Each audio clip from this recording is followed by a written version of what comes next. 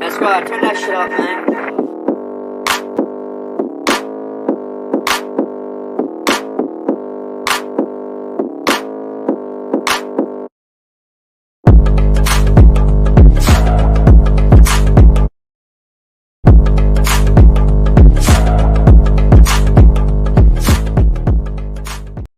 Draft Dr. Phil and the Smartest Man. Keeping it 100. Keeping it 100. Chicago's trading up. 100. Yes! What? Here it is! Or just reported. Stick no competition. Keeping it 100. The people drop off, but we still keep rocking. I know we need to run the ball more. I'm not an idiot. Keeping it 100, baby. Keeping it 100. Keeping it 100. Keeping it 100, baby. Open competition. Keeping it 100. The smartest man. My Chicago Bears select Justin Fields, quarterback, Ohio State. Guess who's back? The two dudes that kept it real. The dynamic duo that you love, the smartest man and Dr. Phil. Breaking down the film, never a problem, kick it straight. Most shows focus on stats, we focus on the tape. We keeping it 100, never running east or west. We coming with that truth, cause that's what our fans expect. Cut off the faking anchor, moving forward to be free. But don't you worry, Shayne's got the dumbest tweets. It ain't no secret, Phil and Shayne got some haters. But now they're moused up like the true and now and laters. Debaters, straws get kicked like Coach Tabor. Cuts had to be made, we added a barber moderator. Up and down, boys got you double checking. Sad sack strolling like a fool drunk texting. Flexing on the truth cause you know they'll never change. Real, recognize real, that's what you get with Phil and Shayne. 100's what we do when we're breaking down the Bears. Fuck a play or a captain, all of the unfair. The tape never lies, the truth you see. We laugh, we analyze, so there's no babies like Maybelline. Straight to the truth with acumen and facts. We got a sad nerd, but he's not just giving nerd stats. Car crash, big impact like Max Sack. Every Wednesday night you got the smartest man and Phil back. Now we know you're smiling like a fat kid with fun day. We're back better than ever and we keeping it 100. Keeping it 100, baby. Keeping it 100. Draft Dr. Phil and the Smartest Keeping it Man. 100. Keeping it 100. Draft Dr. Phil and the Smartest Man. Keeping it 100. Keeping it 100, baby. Keeping it 100. Draft Dr. Phil and the Smartest Man. Keeping it 100, baby. Draft Dr. Keeping it 100. Keeping it 100. Shayne, Money Man Marsaw, and the guard. Draft audience. Hello, everybody. This is Chris Zorch from the Chicago Bears. You are keeping it 100 with the crew of Phil And Shayne. I've been Go called at worse. it. I've been Hello, everybody. This is Chris Zorch from the Chicago Bears. You're listening to the Tape Never Lies Network. So, hold on. Do you need a countdown? Hold on. All right, just read it through. Let me hear it. This is a practice. This is practice. This is Zorch of the Chicago Bears and the University of Notre Dame. You are keeping it 100 on the Tape Never Lies Network. There you go. I'll take that. That's perfect. Hold on. I forgot the names part. Okay, where the names go? Chicago Bears. You to say you do this shit every week. Come on, man. I'm sorry. So do you. You got a podcast. I'm promoting you. It's on a script. It's on a script. It's on a script. Come on. I type this shit out every week. I love it. Oh, we can edit it. I can edit it if you want. You're gonna edit all the shit. Oh yeah. Oh wait. Yeah. Sure. No, There's only 1,300 people watching. It's not Great Coach no Dre. pressure. No pressure, bro. Yeah, baby. Yeah. Queued up for you under pressure. We don't No, want to get no, we don't wanna need get the copyright. no copyright. No. Be careful. That's not fair, man. How are you doing that? You can do all that and shit here? Oh yeah. Yes, I'm gonna teach you. That's why I gave you the number. Turn that off. I Turn already that feel like music I off. am best friends with this guy. I really do. It Love depends this on how many takes we're gonna have. So No, take 3. Watch this. You ready? Watch who comes on the screen to give you support. Gangsters, what's up, guys? McLovin. Be at 20 for the Bears. This is Chris Zortz from your Chicago Bears. I'm keeping it 100 with Shayne and Phil. Phil, that's right. I'm a Tape Never Lies Network. Go Bears. Boom. Yeah. It's on the script. It's on the script. On the script. It's on the script. The following show is for mature audiences only. Tri-City Sports.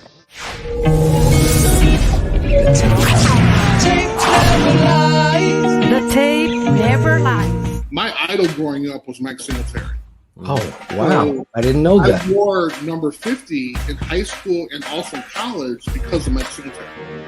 Wow. And the reason being, because he wrote a book called Calling the Shots. I talked to him about this. He does not remember. It was 1,000 years ago. But I was reading it, and he got overly excited during games. He almost hyperventilated. And which means he would only be good for like maybe the first 2 or 3 quarters, right? So he needed to be kind of consistently that good. So he talked about how he would get on an exercise bike for an hour after practice. Well, what does a 16-year-old kid who admires Mike Singletary do, who wears his jersey number and is amped up during games after practice? I fucking rode a bike.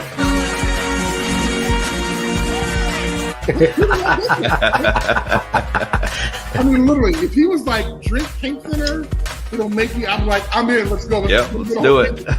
We're going to be here all day. We're going to be here all day, baby. I like this kind of party. So, needless to say, I was fortunate enough to have a chance to actually play with him. That's amazing. It was an unbelievable experience. One time we were in a game together, and my first time being in there, he called the play. I'm in the huddle going, holy shit, I'm in the huddle with Mike Singletary. He just called the play. This is fucking unbelievable.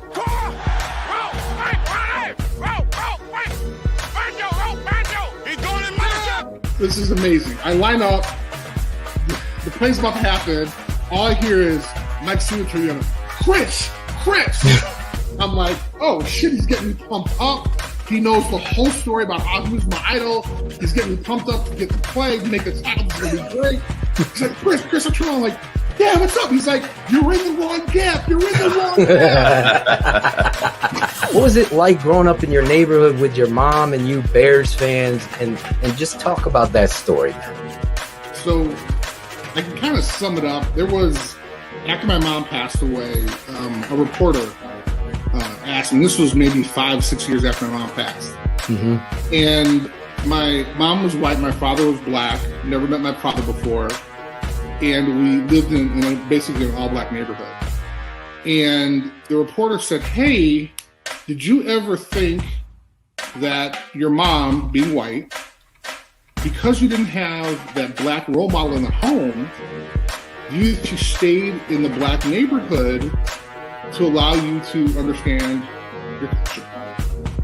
Now, I never thought about that. Instead, I was like, nah, you know what? I kind of blew it off. Right. Really went home that night and cried and was like, oh my God, Mom, is that what you did? It was a bullshit question after a game or something like that. And I kind of blew it off, went home and was like, oh my God, is that what you did?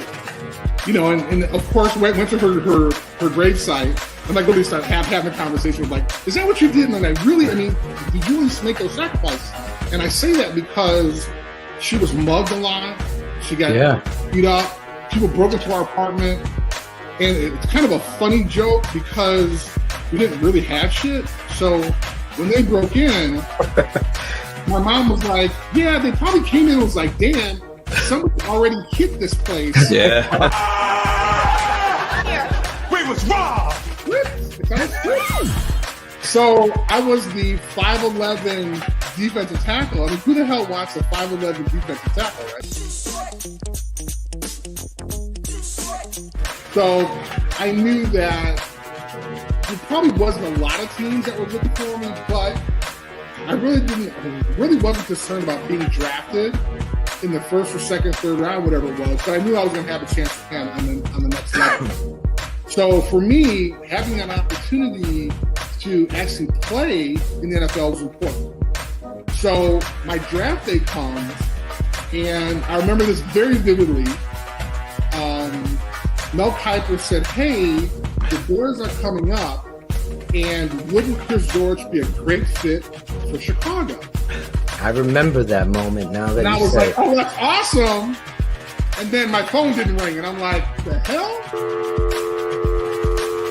I thought Mel Kiper's a genius. No, script. It's on a script. Didn't ring. They picked Stan Thomas. I was like, "Damn!" At that time, they were able to do the first or second round on TV. So although they weren't, obviously second round guys, they weren't like at the houses or anything. And so I got a phone call, and it was Mike Ditka. Holy and shit. He was like, You can book it, take it to the bank, and cash it. "Chris, how would you like to play for us?" So if we can kind of pause that and put like 3 dots. I was determined to play. So did not play my freshman year. Next year, I asked the coach for a permission slip, and he kind of threw it at me like, "Yeah, whatever." Went and begged my mom again. She said, "Absolutely not." On the way to school, on the 87th Street bus, on the way to school that morning, I forged my mom's signature. Oh boy! Gave it to my coach. Oh shit! I've never heard this story. He was ecstatic. He was like, "Oh my god, this is great." Be at 20 for the Bears. So started playing my sophomore year on, and wasn't until about midway through the season we didn't have again, public school. We didn't have like a laundry. We didn't have managers or anything like that. So you could imagine how bad our uniforms smelled, our practice uniforms. Like, what is this? It's like, oh man. So we had a long talk. She started crying. I started crying. She's like, "You've been lying to me." And I told her that, hey, I was involved in some positive things. And there were guys, men being my high school football team, and my peers who were doing really positive things. And I wanted to be around them. It allowed me to actually play. But it wasn't until the last game my senior year that she actually came. And one of my high school teachers and my football coach dragged her to the game. She watched the whole game with her hands over her face. Not my baby. Right, exactly. At this point, I had already accepted a scholarship from Notre Dame, right? And so after the game, she was like, "Oh, you're pretty good."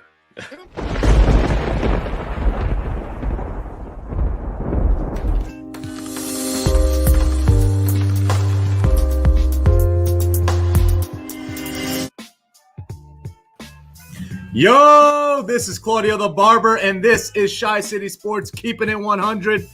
Rookie minicamp has started, and it feels so good, baby.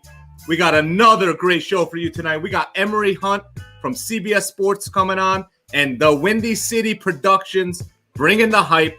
You know it. So let's bring on the boys, the fun stopper, Shayne. Marsaw, there he is. What up? Claude's been waiting on the field so good all field so good, baby. Listen, first Claudio. of all, Claudio, whoever has the fucking thumbs down on this video, if you're watching, fuck you, dude. Really? You're just a bitch. Seriously. Oh. That's just ridiculous. It's ridiculous. Haters gotta hate, right? There he is. The haters gotta hate. I don't get. Oh, shit. I don't understand why you're hating, but it is what it is, I guess. So what's up? How you guys feeling? No, man, it feels so good. Like you said, you're so between you and the creativity of you and Alex Acevedo. Acevedo came up with some sick phrases today. You with the field so good. That's why I love it. That's why I love our team. And I'm in the shower. I'm thinking of what I'm going to say tonight. And I'm like, it feels so good. There we go. How's everybody doing tonight? That's the next question. Everybody's asking, wondering. Everybody's got the rookie mini camp under the belt. You got, TTNL blowing up. Everybody's fired up. I'm excited about the schedule. I'm excited about the Chicago Bears and TTNL You're going. excited about this guy. Yeah, you got to be excited about that guy. I'm about- excited about the Bear TTNL going to Bears Packers. We'll be in the house. Oh, it's gonna be awesome. Yeah, we'll be there, bud. We'll be there. Show we'll up be in Chicago. We're going for burgers. Give us a thumbs down to our face, motherfucker. McLovin's in the house. McLovin will be there. Chris, I wore this for Chris Zorich tonight. That was a lot of fun putting that together. Chris, great friend of the show now. Just excited about what we're doing here. And I'm excited about having, all these guests, Shayne, in our pod. We don't have a micro pod. Oh man, I know. You don't have a pod anymore, does he? I had the crickets drop. All right, Mikey. Every mic, you got to watch them. They're all bigots. Every mic, you got to watch the mics, not like the mic that we speak on. But if you got a friend named Mike, you got to check them. Not as bad as Dino's, though. Yeah, Phil. Yeah, that's not good. You wait till we get in the RV, Claude. That's when I get. That's when I get payback. Yeah, we're also traveling to Pittsburgh. Put on your Sunday best, kids. We're going to Sears. Oh yeah, we're gonna go live on the Winnebago. That's for sure. We're gonna have a TTNL Winnebago rolling up into Pittsburgh. There's a lot of exciting things. Obviously, we're going to be talking about it all summer long. Claudio didn't know what he was signing up for. Actually, do this show all year long and come up with things and fun things. Fun, guys. I enjoyed it. We'll see you next September. Those darn mics. That was funny. I think Phil and I both looked at each other at the same time. We're like, "Fuck is he talking about?" Guys, I had a blast. Here we go. Love you guys. This is it. Jalen Ramsey. He's a thumbs down. Yes, How about him talking some shit? Yeah, if you Google our boy Adam Rank calling him out. If you Google Jalen Ramsey father, a picture of Darnell Mooney comes up. Yes, exactly. I said it earlier. I'm calling a bold prediction already. Mooney touchdown on Ramsey week 1. Calling it. Listen, let's I'm go. so excited for Darnell Mooney because dude. I believe, to your point, that he's got a lot of things to say. I think Jalen Ramsey talking that smack is like that karma smack.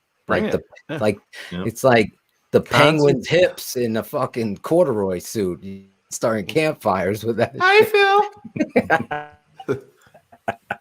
We are going to be in Pittsburgh Saturday, driving up, right? Saturday. We'll be driving up Saturday to Pittsburgh. I cannot wait to see what this schedule offers. Yeah, it's gonna be fun, man. A little gonna be not really out back in it, but we'll be huddled up in the TTNL cruiser, and it's gonna be fun. It's gonna be a lot of fun. I know a lot of people have a lot of predictions, but again, I don't do draft grades. I just do feelings about a draft. I know we're going to have Emory Hunt on here tonight in about 10 minutes. This guy knows his stuff backwards and forwards in the draft. We're going to get into some of these undrafted free agents that we signed and look at this roster and a lot of the change that has come in just a short period of time with Ryan Pace and Matt Nagy. Now, everybody and their brother has an opinion. I see it and I get it, but I only could go by what the tape tells me. That's where I stand. So I already had a couple debates already, and I try to stay out of them because it's like, oh my God, it's like at that bar. I don't know. It's not to sound arrogant, but it's just when you know someone doesn't know football. Do you want to sit there and argue with them? It's just one of those things. Like, you kind of have to take a step out of that. It's like, here's my card, or I need a card. Here's my card. Watch my show. Talk to me then. Tell me about what it is you think after you've actually watched some tape. Then talk to me. What's tape? Don't pretend like you don't know who I am. or the network. Because I could tell you everybody in that fucking media knows who the fuck The Tape Never Lies is. And as I'll quote Kevin Fishbane, if we don't remember, Shayne, do you remember Kevin Fishbane's quote about me? Yeah, it was right here. Smoke weed every day. Smoke weed every day.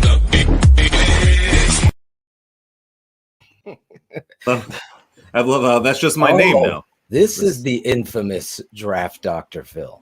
Yes. If I threaten them, I'm doing my motherfucking job. Just like I did my job here, right there. The swag shop's up, guys. Go get yourself some TTNL swag. Look at this. Give me an offensive tackle or give me death. Look at the back, Claudio. We got glasses. Who's that, Claudio? Those are your old man glasses. They ain't mine. What does it say? That's Tevin Jenkins. I know, but you got glasses almost the same. I do. Don't you? I think we wear the same glasses. I was going to say, those are the same glasses you got. Me and Tevin. These are my reading glasses. I can't see. What does it say? Phil, how many times, honestly? Sometimes I have to use them on X's with the O's and draft mob so I can see. That's weird. He's got Angelo's size highlighted already on the t-shirt there. Medium? Medium. Hey, coach. Guys, we have a new swag shop. We got some other news that's kind of sneaking in there, Shayne, but we're going to talk about that later. Right. I'm going to close that out, but I'm just letting you know. Speaking of the glasses real quick, Phil, Yeah, how go many ahead. times have you went back and just watched the clip, the dramatic build up to the announcement of Tevin Jenkins? That's a good question. I think I've seen it, I don't know, about 15, 200? 20 times. That's way more than that. No, about 15 or 20. Not on the show. I've seen it on the show, so maybe total, keeping it 100. I probably have seen it at least 30, 35 times. Let's say Ryan Nall times. Neil Anderson Nall times. I know, that's who you think of, right? Is that the number that you think of? You don't remember who was that DB? Burton. Yeah. If you're StreamYard, if you're Facebook user, we need to see you. Shayne gets fired up. I do. Look how fucking mad I am right now. I can barely control myself. Shayne, are you gonna try to get DaWindyCity Productions to drop the "duh" in his name? Are you gonna argue that with him? I've received a lot of that this afternoon. Yeah, we'll his videos. How's His Shayne videos are gonna dope. handle that? How is he gonna do it? Well, but he's my boy because, well, as you'll see in his produced intro, he and I have a lot in common. So Nice. You'll hear it in the intro. But His videos are dope as well. oh yeah, they are. Yeah, definitely go over to YouTube and subscribe to his stuff because it's definitely amazing. Not as amazing as this guy down here, not paying attention. But There he is. see you later. I was wondering where he is. There's the new swag shop. www.ttnlswag.com. Go over there. Guess what? Real quick, I got news from our boy in Brazil that our new swag shop ships to Brazil. Nice. They ship to Brazil. So there's plenty of stuff in there, not just this shirt. Give me a tackle or give me death. Tooch actually changed it because some of you guys were, hey, wait a second. I agree. It sounds better without the offensive. If you look all the way over to the right there, you see the Smartest Man t-shirt. It's really kind of washed out in the white ether there, but it's coming. Are the hats up yet? It's available in every color. Anyway, that's the swag shop. Get over there. Get yourself some swag. Represent it. Is our guy still there? Our boy yet? Tommy Boseman, is he still up there from this weekend? No, he's not. He's in the other. Oh, he's in the other. Yeah. The other room. Yeah. The Other. So if you're rocking that swag, send me a picture. I'm going to text our producer so he can handle this shit. because he was putting his kids to bed. But now he's here. There he is. Sir. He is. Chris Jackal. So I have a couple of people that sent me them wearing their Keepin It 100 shirts, which got one back here. Oh shit! This Don't hurt yourself. Trophy's on top of it. I'll have to get it at the commercial break. Trophy. What's the trophy for? It's the one he had made for himself. Best podcast. The one from DeVry? Best Is that the one from podcaster. The best podcaster. It's it was my DeVry Offensive Player of the Year award. All American. Best University of podcaster of Phoenix. 2020. It's got my name on it. I'm just gonna put it back here. There you go. I coined it right when it happened. Everyone sold. I should have trademarked it immediately, according to sources. How do you do that immediately? You can't. I don't give a shit. They're all gonna run with it. EJ knows. Brandon Livingston knows. Cherie knows. That's all. I don't give Paper plate participation awards, or do I get them? That's the reality. Are you hitting home runs on 3-0 pitches? Uh-oh. Don't fire up TLR. Who's gonna get mad? What is that? I don't even know what. Oh, just go back to sleep over there. What's TLR? Tony La Russa. Oh, Yeah, he got all fired up at one of his guys hitting a home run on a 3-0 pitch that was 47 miles an hour in a 15-4 game. Kind of pissed him off, with the old man off a little bit. It's like being up 34-3 and being pissed that your, third string running back is going out there and trying to do his best. Yeah. I remember my dad was and we were playing a team in the Valley, and we were spanking them. So he puts the JV kid in. The kid's a sophomore. First carry, he takes it for 80. And his score is like 48-0 or something. And he put the freshman, he was putting all the young, he never would have, I don't want to say anything. You can fill in the blanks here. But if we were up, I didn't get another carry. So I could have had 11 carries in a game with 80-yard touchdown. And I'm pulled at the half. So stats to my father were like, fuck a stat. I don't give a shit. Coach, we're up 42-3. Can I play? Put me in, coach.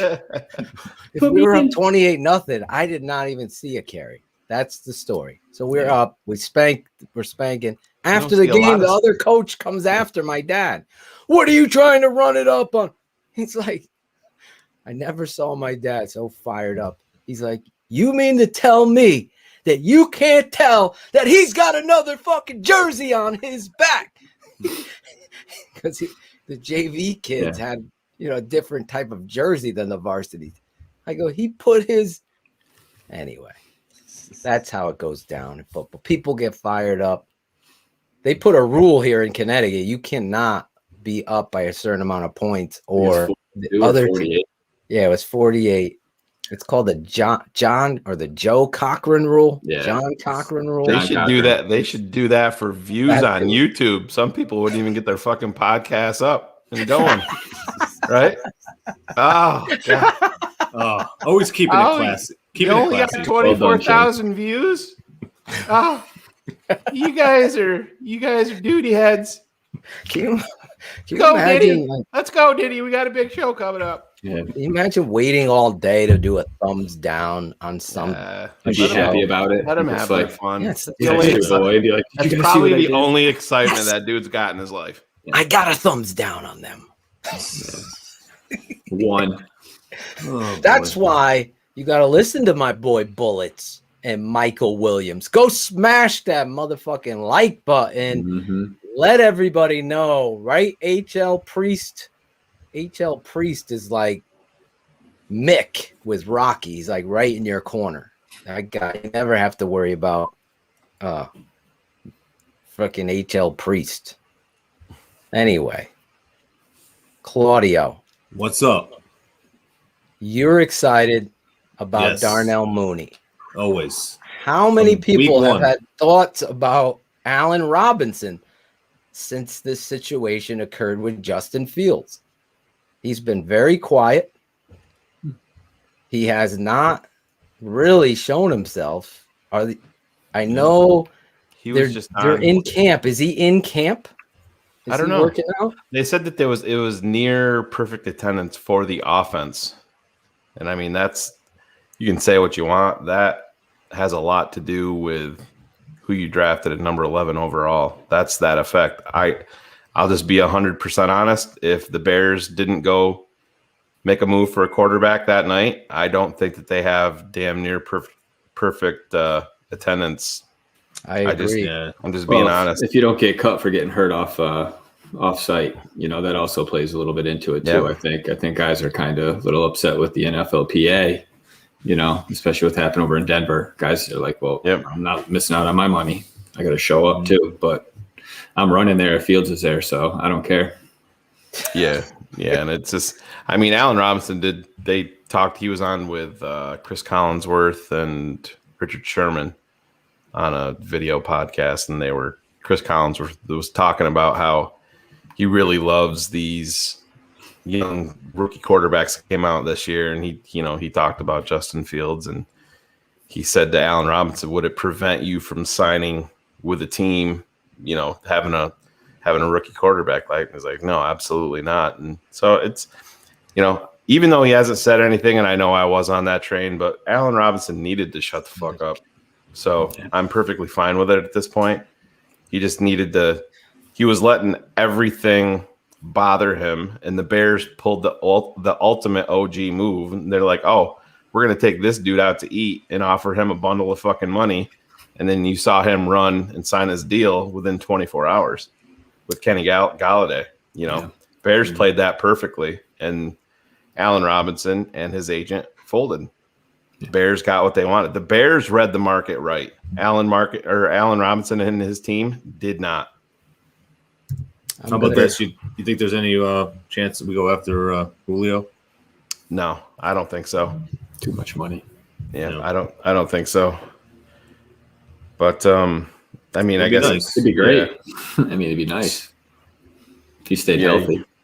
Right. That's a big part of Julio. I mean, he was even nicked up at Alabama. He's nicked up all the time. When he's on his game, he's amazing. But he's getting older too at this point. And the Bears, if you look at their roster, they have made the transition to start to get younger. Clearly, I mean, look at the offensive line, the transition that they're going through there. You see where they're making moves. They got the DBs set up that way with a 1-year deal with Desmond Trufant.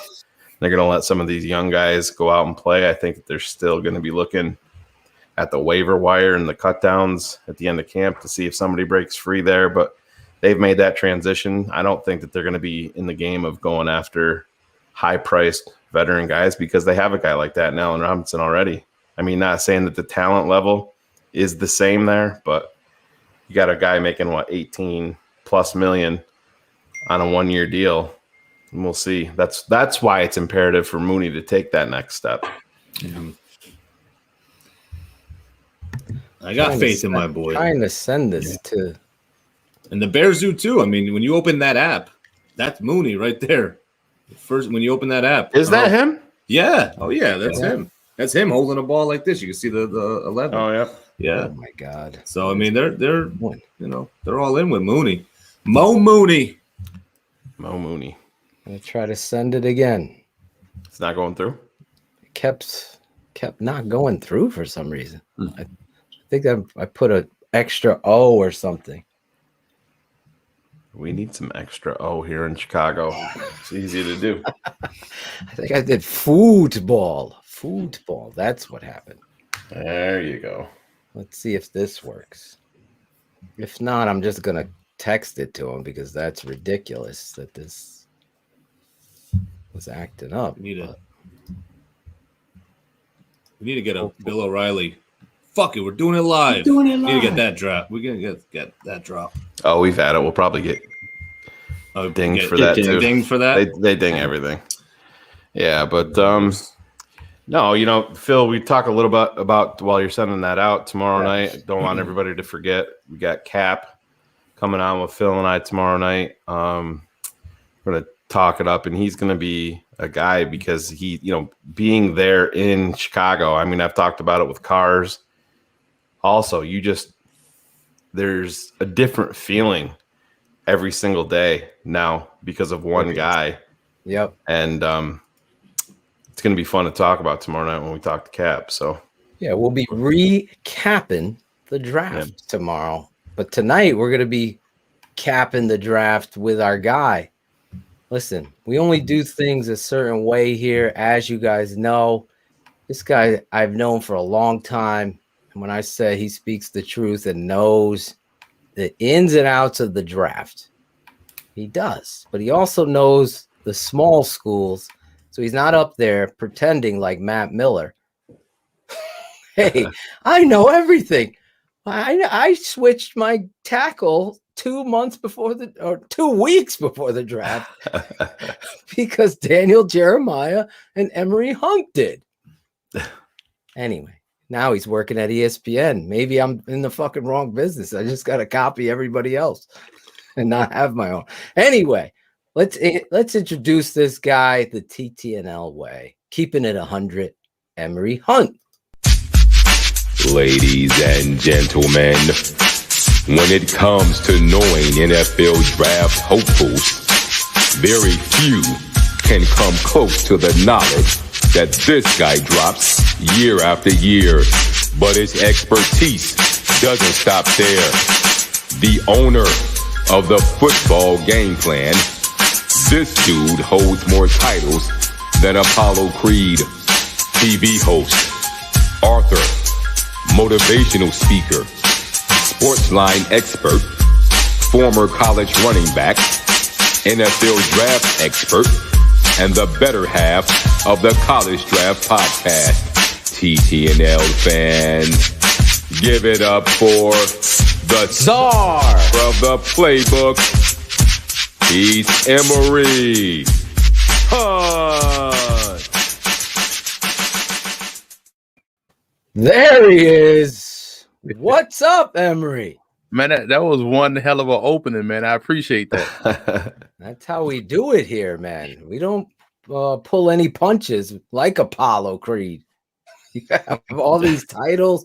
You're everywhere now. Shayne was telling me you're on Sirius NFL radio now, too? Well, I've been a guest on a couple shows, Sirius XM, ESPNU. Just been, like you said, all over the place. Everywhere, yeah. He sure has. It's great. You have your fake ID like McLovin to get you in all these places.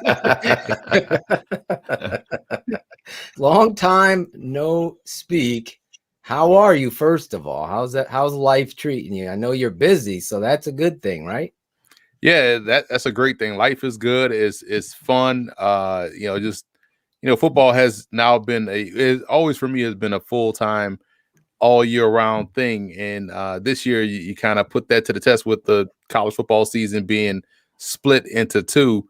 So it's still really all year round. So nothing really has changed for me. I just hadn't been out to many stadiums like I would have gone to during a regular season. I called a few games in the spring, but it's definitely not like it would have been if it was in the fall. I was really looking forward to having you on tonight, Emory. I said every year after year, being a Chicago Bears fan, it seems to be much of the same. And we talk about quarterback, and we invite guys like you on that know all of these prospects, hoping that you like the guys that we pick. But this year with the Chicago Bears draft, it's felt so different, and obviously it started right up there at the top. We sat back, and you've played football and been around this beautiful game your entire life, and where it all, if you don't have a quarterback, you're not going to have much of a chance. And just speak on what the Bears did moving up, and were you shocked that Justin Fields fell to where he did? Because me looking at it from my vantage point, I said, if I'm the Jets, I'm running up to the podium and drafting him, getting him there in the big city. But I want to hear you speak on it. No, I was totally shocked that he fell that far, and was shocked that the Chicago Bears was a team to go up and get him. I'm like you. I thought at worst, San Francisco would have made the pick, and he would have gone in the top three. I had those guys rated: Trevor Lawrence, Justin Fields, and Zach Wilson as my 1, 2, and 3 in that order. So I expected him to go no later than 3. And if he didn't, at worst 4. thought Atlanta would have probably taken him and just, had a plan in place for Matt Ryan to be on his way out in 2022. But the fact that Chicago was a team of all teams, because I had already kind of relegated to the fact that Chicago was going to eye someone like, a Kellen Mond or maybe a Kyle Trask or someone like that. Thank God. In the second or third round, a day 2 guy, right?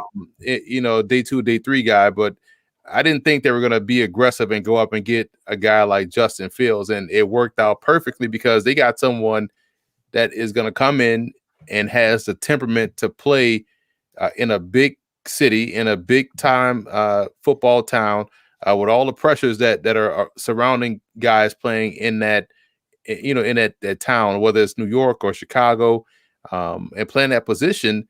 And, being the talent that he is, man, it's like Chicago landed the ideal pick. Someone that could be a +1 in the run game, someone that can do what you need him to do, throwing the football, someone that's not going to fold under pressure, someone that's going to actually raise his game when pressure arises, not just pressure from the defense, but pressure of the situation. And with the defense Chicago has had for the last 5 years, they've been a quarterback, I believe, away from being serious contenders. They could be the Texans when the Texans drafted Deshaun Watson and how quickly it turned around. And I see the Bears doing the same thing. I see them as a playoff team again this year. They were a playoff team last year with that quarterback situation, and now you throw a better person at that position in with virtually the same defense. I just think that Chicago's going to be in it again. Emory, we've known each other for a long time.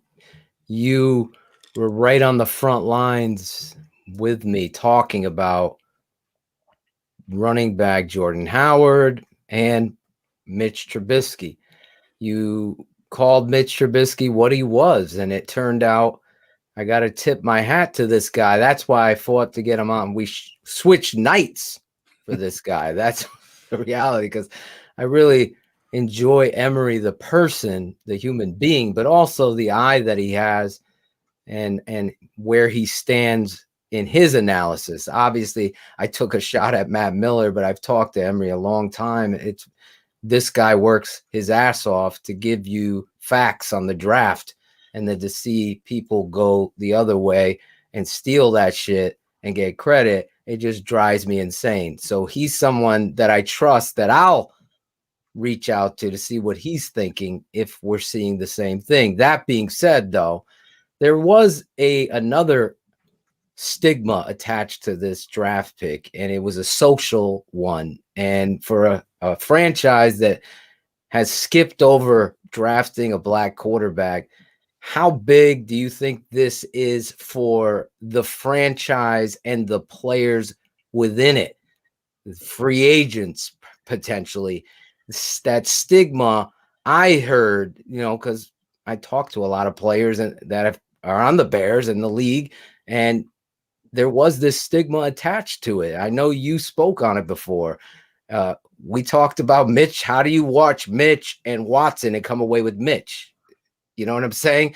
So it was something there. Do you think this situation, this guy, everything leadership, under the pressure, but now this social thing, the city of Chicago as one, is this that moment for us?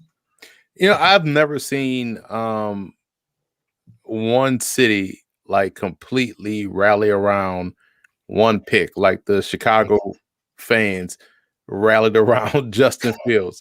I think everyone in Chicago saw this as, thank God they got the right one. So it will see, but at least this is a step in the right direction, because think about the team that the Bears traded with to get this pick. That's another situation where the Giants. You look at their history and it's like, so you mean to tell me you're sold on Daniel Jones? Like, why would you trade that pick to a team in the NFC to go and get what I believe is the next Deshaun Watson? That's who I compared Justin Fields' game to. So you traded away Deshaun Watson for Daniel Jones. So you look at that situation, and that's one team that's like that. Detroit seems to be another team that's like that. They're fighting the same stigma that Chicago had. Probably not as worse as the Giants situation. Yeah, I didn't even think of the Giants. Holy shit! Think about it, right? And so, holy shit! When you think about Chicago, Chicago has had Henry Burris play some games. They've had Vince Evans. They've had Cordell Stewart. So they've had starting black quarterbacks. I don't think that was an issue. It was just a situation where this regime passed on those two guys for that guy. So I don't think it was that component as deep with Chicago as it is with other franchises. But I've never seen a team in a city universally like one pick the way this city galvanized around Justin Fields. I think the city knows that they got a winner. I got to double down on this because tomorrow we got David Kaplan from ESPN 1000 on and NBC Sports. I love this dude because he keeps it 100. That's this show. Is this the best sports moment? And I bring Kaplan up because he is saying, and I'm giving you my hand here. No, I'm not going to play poker. I think this is the best sports moment for Chicago in the last 20 years because football is number one. I hear what you're saying with Cordell Stewart and all of that stuff, but there's never been one drafted by the Chicago Bears since Vince Evans was an 8th round pick at a USC. And we're going to have former safety Doug Plank tell you the truth about Vince Evans and that story. It's going to be awesome. It's time to talk about USC too. Yeah. Oh, yeah. Yeah, you ain't kidding. Rodney Peete. The last one. Rodney Peete. I loved Rodney Peete.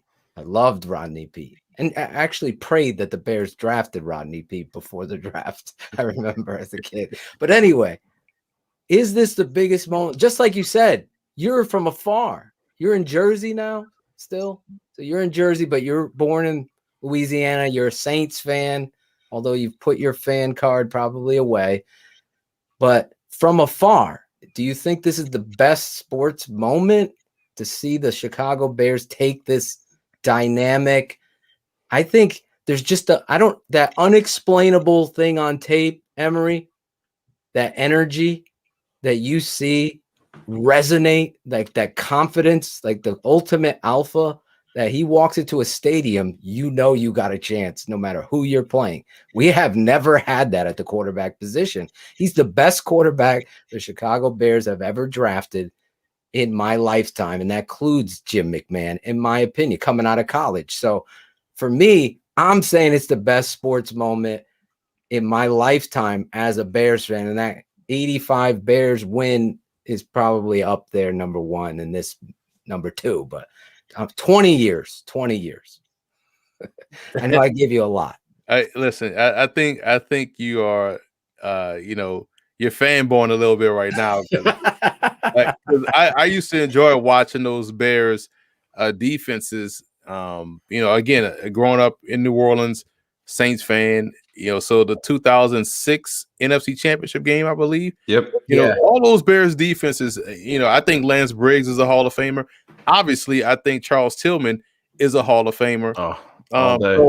Those Bears defenses would, sometimes you felt like the Bears were playing with, 10 guys out there, and all of a sudden, out of nowhere, Mike Brown comes up with a Johnny on the spot interception when the ball is just tipped in the air. You don't even see him out there on the field, but he's always where he needs to be. So I always like watching those Bears defenses. I thought they did a great job. Matt Forte, another guy from New Orleans. So they've always had good moments.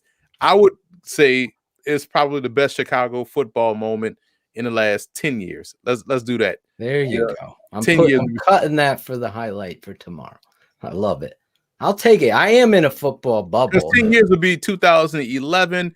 And granted, the Bears have made the playoffs, but they didn't get to. When the last time they got to the NFC Championship game? 2010. 2010. All right, so that puts you right. 2011, they were on their way. That's when Jay broke his thumb that year. They were 7-3, and he broke it against San Diego at the time. They were rolling. Nobody talks about this was the biggest play of that game because the Bears probably should have gone to the Super Bowl that year too. Yeah. If Urlacher doesn't get tackled on that, Oh my that's God. the game right there. Yeah. If he breaks Aaron Rodgers' tackle, Oh my God. and he scores, which he was well on his way to score, the Bears have enough points that defense will shut it down, and they go to the Super Bowl, and you hope that Cutler would have been able to play. So good 10 years definitely puts me after that. So yeah, 10 years. Okay. You did it. Emory, you talk, just about the leadership qualities of Justin Fields, and it's from where we came. I don't want to turn this into a Mitch Trubisky bash fest, but I've spoken on it a number of times. Mitch got up at a press conference and talked about they wanted to know what he was working on, and he said, "Well, I'm reading books. I'm reading a lot of books." And I said, "Well, what are you reading?" He said, "I'm reading a lot of books because that's what leaders do." And when I heard him say that, I'm like, what do you do? Why are you even saying that publicly? First off, it's very strange. Well, when I listened to Justin get up at the rookie minicamp and they were talking, about his first NFL type experience and stuff like that. And they said, what is your mindset when you come in here? And he goes, my mindset is to come in here and take number one, to be the starting quarterback of the Chicago Bears. And he said, if you're on this roster and you're not trying to do the same, then you don't need to be here on this roster.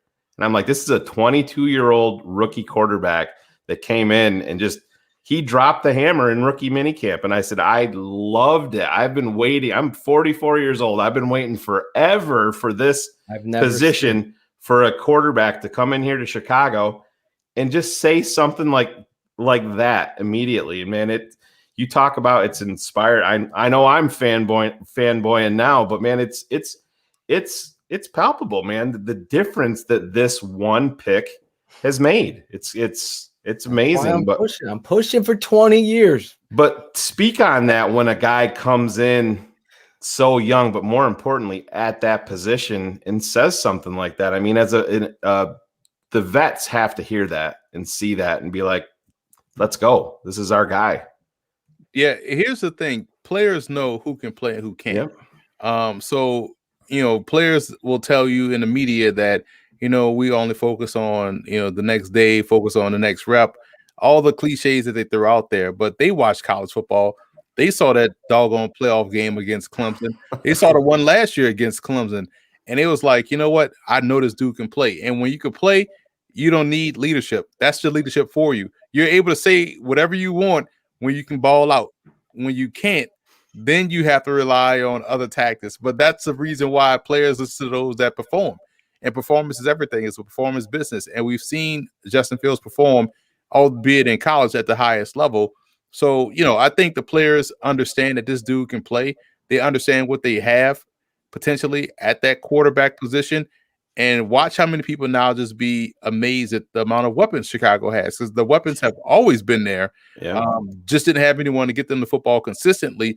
And now you get a healthy Tariq Cohen. You get David Montgomery, who dealt with some injuries. And, just a combination of those two in tandem, along with what they have at receiver, at tight end. And it's just going to be fun to watch because now the defense is probably more excited than anything because all they need is 21 points and they should be able to do the rest. Now, granted, you lose Kyle Fuller, and that's a big hole because he was a tremendous corner. But with the way the front seven can, apply pressure or just affect the pocket and disrupt things, if they have an offense that can get them out of a jam and put some points up on the board, their defense would be better as a result. When you look at this, obviously, you pinpointed the one hole there and losing a guy like Kyle Fuller. Obviously, you look at the Chicago Bears draft. They took a kid, Graham from Oregon, I believe, in the sixth round out of Oregon. But you look at this roster, he's more of an inside nickel guy. And you look at this roster, I know you were high on Kilmore. How do you say his name? Kendall Vildor from Georgia Southern. I know you were high on him coming out. Is there any other corners? I know the kid from I'm really excited to see Trey Roberson from the Canadian Football League. I know he was out last year. Any other corner obviously we signed the veteran. What's his name, Shayne? I always mess this Desmond dude. Trufant. Desmond Trufant. Obviously, as a veteran coming in here, but do you see any of these young kids stepping on? Michael Joseph, remember me and you talking about Michael Joseph back then? I know they re-signed him. So do you think, based on that front, like you said, that they could put somebody out there that's going to step up to the challenge and complete this secondary? Johnson, they drafted last year in the second round of Utah. Right. And, that's someone to keep an eye on. There's only a few schools, Utah being one of them, San Diego State being another, and Pitt being another. If you told me you're taking a defensive back from one of those three schools, sight unseen, I'm already in. Because what kind of, and Washington, what kind of defensive back you're getting. So you don't have to even watch the tape. Oh, they're coming from Utah, San Diego State, Pitt, or Washington. I'm all in. Sign me up. Put them out there. They're going to find the football. Graham is someone that can find the football. So you guys got some players on there that that can make plays on the ball. And again, you want Johnson to come back in there healthy and be ready to go. But you got two tremendous safeties, guys that are mistake erasers that can also make plays on the ball too. So it's really going to be about the front seven being as dominant as it once was. And that's going to be the biggest key. I know last year was a bit banged up with injuries and inconsistencies, but if that front seven can get back to what it was, the linebacking core is solid. Really like what y'all got at linebacker. I think it helps you grow into those roles on the back end at corner, because safety, I think the Bears are straight, but at corner, they're going to expect some young guys to step up and ready to go. And they wouldn't move Fuller if they didn't expect a guy like Johnson to be able to step up and take the reins by the horns, or take the bull by the horns, or the bear by the paws, or whatever. The bear by the honey. Emory, when you remove Justin Fields and go, you look down the rest of this draft class, where's somebody that gets you excited, or just speak on it a little bit, direction that they went, or a player that they got that you like? Well, I'm looking at the draft here now. Daz Newsome is a nice little slot guy, but Khalil Herbert was one that I really liked. I was at the Boston College Kansas game in 2019, and they upset Boston College, and both Herbert and Puka Williams went off, but Herbert was going off, and he was a senior. And I was like, oh, this is going to be no one's talking about him because he's the backup to Puka Williams. So I'm gonna have him as my guy to keep an eye on in the 2020 draft. Right. But Brad transferred to Virginia Tech, and now everyone's talking about him because he got the chance to start. And so we were seeing at Kansas as a backup. So I like that pick. That's a home run hitter. I'm big on guys that can hit the home run. That's why I really like Tariq Cohen. CJ Maribel is someone that should for a roster spot. Coming from the Sun Belt Conference, he was tremendous. He got better this year. And this was a guy that came from Presbyterian, which was a non-scholarship FCS program, made the move to go to Coastal Carolina to the FBS, and was an all-conference performer. And he's someone that doesn't need volume to be successful. So you look at those speed guys in conjunction with what Justin Fields can do from the quarterback position being a +1. It's the same thing what you see in Baltimore, where you're so worried about Lamar Jackson taking off that the run lanes and the blocking is advantageous for anybody back there. It's not because Gus Johnson is the Gus bus. It's because Lamar Jackson is keeping that backside defender at bay, and he has an advantageous box to run against. So if you take that same formula and put it into Chicago, and you look at what Fields can do just from a threat standpoint, having explosive backs like Cohen, Herbert, Maribel, that's going to make the difference in the run game look so much better in 2021. So I like those picks. And defensively, we talked about Graham, and I was shocked that someone like Charles Snowden went undrafted. He's a long, lengthy guy, kind of like what they had in Leonard Floyd, one of those tall, long, angular players that can cover. So he's giving you someone to develop. I like. Yeah, when they added him to the roster, they put him down as a defensive lineman. So it sounds like that they're going to do the transition with him, like they did with Roy Robertson Harris, and try to beef him up and maybe make him a 5 tech in time.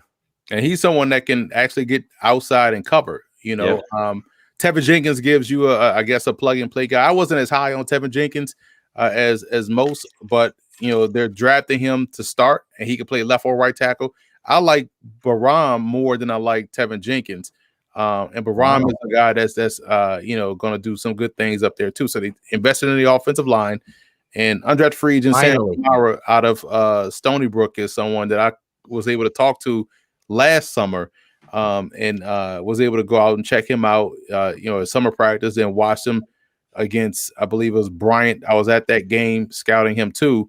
Then he got injured, and so he came back for this year, the spring season, played a little bit before opting out and going to the league, but ends up in Chicago, and he's someone that's quick off the ball, more like a pressure player, like a 3 tech. So I'm excited to see how he develops, and hopefully he can make the roster. How about this young man from Austria, Thomas Shaffer? I don't know if you know much about him and his story. Absolutely not. He's from Stanford. He's from Austria. You don't know anything about him, so I'll skip that story. I thought maybe you did. That's all good. Emory, what were I want to get in here. Yeah, what were some of your concerns about Tevin Jenkins that made you not be quite as high on him? You know what it is, I see this a lot. Yeah, I love Tevin Jenkins, so we could battle on Tevin Jenkins. I think looking at the play style of him, I just didn't see a lot of urgency, and I think a lot of times with tackles in this day and age, you got to be like a boxer out there with your footwork. Like, you got to be agile, man. It's a as much as they say it's a big man's game, which is kind of true, it's also a quick man's game. So you got to be quick too. And I don't think he's as quick as you would like him to be. And I think he just plays a little bit heavy at times, like not as in his weight, but how he plays, like a lumberer almost. And so for me, it was just like, I don't see the top tier that everybody's talking about. But the thing you got to be wary of, a lot of times with social media, they'll find social media loves to find the one clip of the offensive lineman blocking the nickelback and driving him out of bounds, and throwing him 15 yards. Like, of course, he's going to look dominant doing that. Or they love to show the clip of the offensive lineman, peeling back on somebody that's not looking and knocking this guy into the dirt. But you know what we're used to here in Chicago, though, is that nickelback driving our left tackle out of bounds last year. Charles Leno. We got Charles Leno on cross pulling, and the safety comes up and knocks his ass over Tea Kettle. That's what we're used to. So, well, I think the reason why, but taking him in the second round, I have no issue with. It was I feel the opposite of that. Like, he took that end from Texas and fucking drove his ass out. What if that end wasn't good? He is a good football player, though.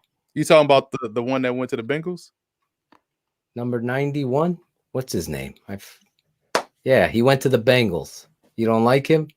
If you're talking about Joseph Asai. Joseph Asai, yeah. You don't like him. He's that's what did he do with Ronnie Perkins?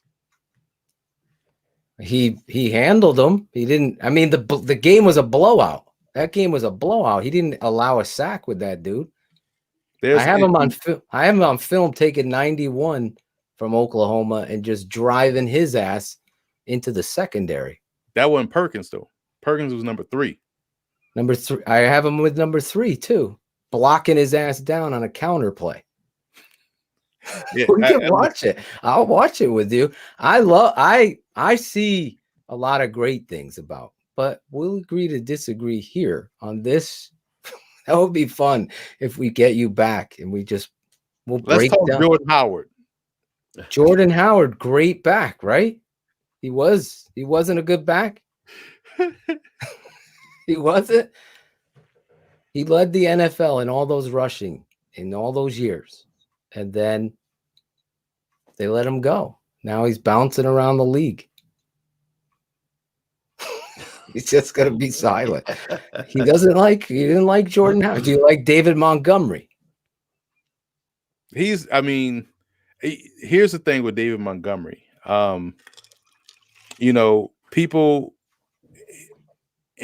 People hang on the stats that they want to hang on, or the things that support their argument.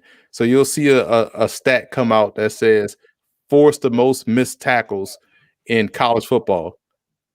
But when you look at that stat in conjunction with yards per carry, which was at 4.7 in 2019, that's not good. That means you're making people miss, but you're not going anywhere.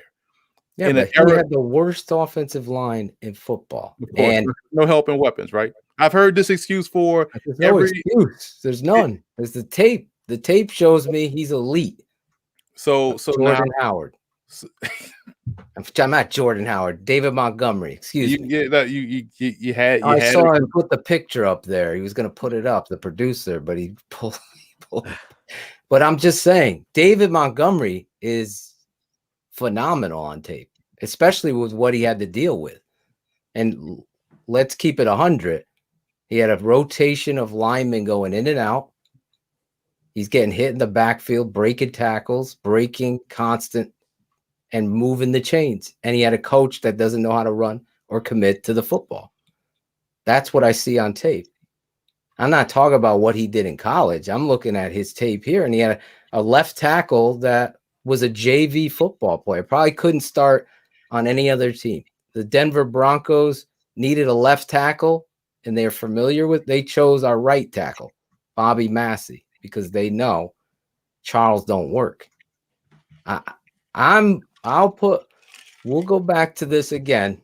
You won the Jordan Howard based on attrition. Based on attrition. But I'm going to win the David Montgomery battle and the Tevin Jenkins. But you like Tevin in the second round. You just didn't think he was a first round guy. Right. And so when you think about first round talent, you're thinking about someone that's an impact. Like that's just going to, you're thinking of top 32 players regardless of position. And so for him to go in the second round just makes so much sense for Chicago, because you didn't value what a flash may have been, or the combine circuit may have been, or pro day circuit rather in 2021. But his tape to me didn't say first round, and so him going in the second round is fine. Now he's going to be asked to step in and start right away. So I think you have to have a little patience with him, because I know people will look at what just left Chicago, but sometimes fans could be over the top on guys that may not, be Orlando Pace right out the gate. But you want to give him a little bit of time to really get his sea legs underneath him, because he's going to see a ton of different types of pressure that you're not able to see in college. Because the thing is, in college with the wide hash marks, you could really scheme out pressure. You don't really get pressure like that. But in the NFL, the entire game is played in the middle of the field. The hash marks are closer. The pressure comes faster, and you have to have a counter for their counter and a counter for that counter. So good thing for Jenkins, he will get the benefit of having a preseason, unlike rookies last year, and hopefully that can accelerate what he's going to see. Down in, down out on at the end, especially in that division too. They got some legitimate guys that are good power rushers. And that's something you want. You have to get used to. I'm excited about Tevin and David Montgomery with those boxes that you talked about. That's why I'm so excited about David Montgomery. I don't have the stat here. What's his yards per carry currently? I can get it for you. Our producer could get it. But again, I don't go by the stat. I'm going by the tape showing me what this guy is, because this is a guy that refuses to go down. He's getting hit in the backfield. You got a fucking center. He's 4.7 yards per carry. With a coach, listen. No, he's 4.0 in his 2 seasons. Yeah, but last season he didn't have help. That's why if he had help now, he'd be at 4.1. He was 4.7 last season, 4.3 according to Jeff Burton. 4.3 last year, yeah, but 4.0 for his career. Here's my thing on David Montgomery, and it's the truth. The center position, when you're trying to run zone scheme, as you know, as a running back, you can't have your center getting blown up into the backfield. You are not what he was able to do with a center who was crippled and a left tackle that can't fucking cutoff block and is falling down doing the walrus technique. And he's still getting yards. That's where the average per carry gets thrown out the window, because I'm watching him work for freaking 3-yard gain. And then you got a coach that doesn't commit to him. Then he hits it for 80 on the first play of the game for a touchdown against Houston. And he has 11 carries total in the entire game in an offense in a game that you won. You didn't feed your back. He could have upped his yards per carry for Emory then. He could have had 5 yards a carry now if his coach fed him. But you know, as a running back, as a rhythm running back, don't you think he deserved? He had, I would say, 20 plus carries twice last year. Twice. And they won both those games. In today's game, today's era of football, you should be able to function without volume.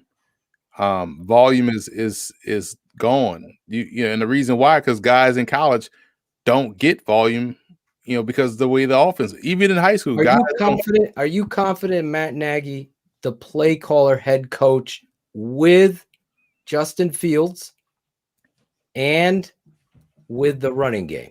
Honestly. Absolutely. And here's a reason why. Think about what they brought into that position just this offseason. And what's the common trait of those guys that they brought in? Speed, explosiveness. At running back, you're talking about. You're talking about Justin Fields. Yes. Talking about running back. So you're confident in Nagy, the head coach and play caller. I just want to know. Yeah. He's my biggest concern out of this whole team. But that's what I'm interested in that. I'm happy to hear that you are comfortable with him. I'm not. Great players tend to make you look smarter as a coach, and you see that a lot. And it's not, you see that on the collegiate level. You know, it's not like Nick Saban is this fantastic X's and O's guys. He's good. He's strong. He knows what he's talking about, definitely. But it's easier when you have the best players on both sides of the ball. You know, and so if you got good players, 9 times out of 10, every decision you make will be a good one. That's the NFL, though. That everybody's got great players in the NFL. Do they? Yeah. Yeah, I think they do. A lot of politics. You just clown like 5 offensive linemen for the Chicago Bears. I'm saying a lot of politics plays into this game, especially in Chicago. In New Orleans, that shit don't happen.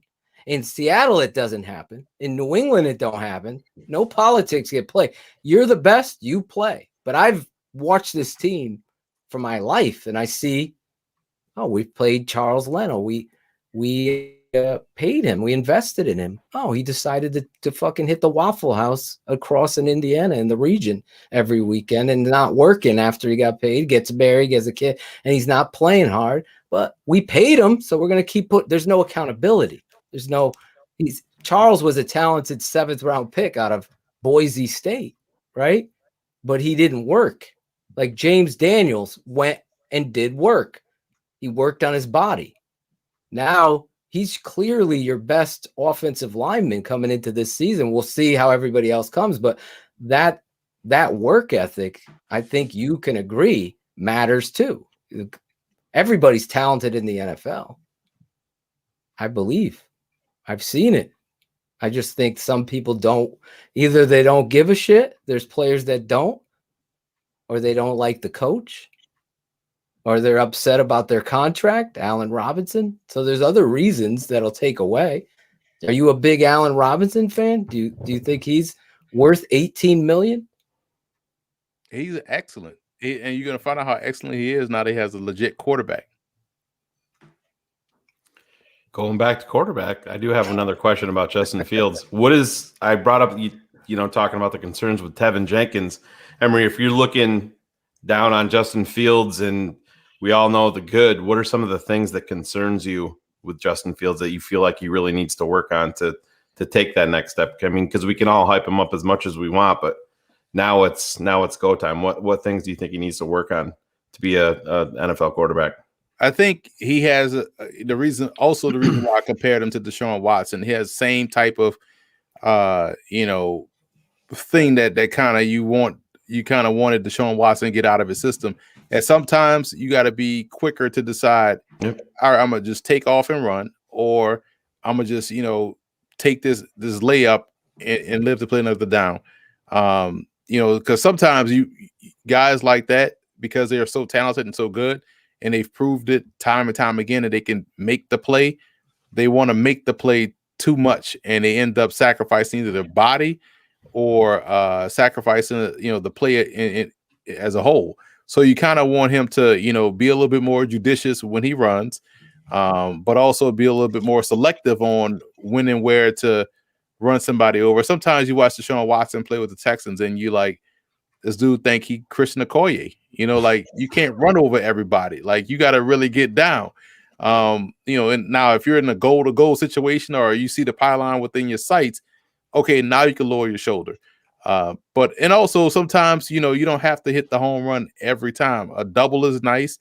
A single is nice, and because sometimes you leave yourself open, say hits in the pocket. And you're going to see this a lot with mobile quarterbacks. They tend to get sacked a lot, because a lot of times they run themselves in the sacks, or they hold the ball and then they get sacked. So you just want to see him be a little bit more judicious in when and where to make decisions as far as running, or just either getting rid of the football, living to play another down, or just taking the single as opposed to trying to get the home run. Our 7th round pick, Tunga from BYU, the nose guard. What are your thoughts on him? I see people in the chat wanting to hear what you had to say about him. Strong point of attack player. And, you watch BYU, and this is what I like about the styles in football. How you are tends to, the other side of it tends to develop the same way. So, for instance, when you like Alabama's offensive line and how they power off the football, how they just blow guys off the ball, well, think about the defensive line and what they face every day at practice. So your defensive line by nature will be just as strong as your offensive line.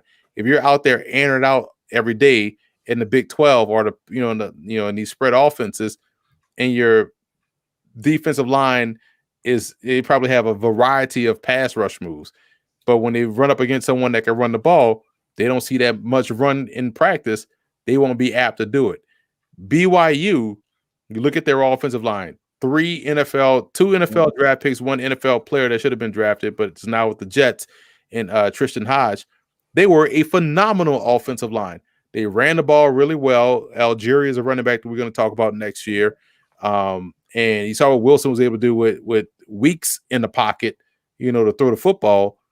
On the flip side, they had one of the more stout defensive lines in college football. They were good against the run. Right. They were able to collapse the pocket, and Tunga being that guy on the inside, a pressure player from, he could be a true zero. He could be a one tech or a shade.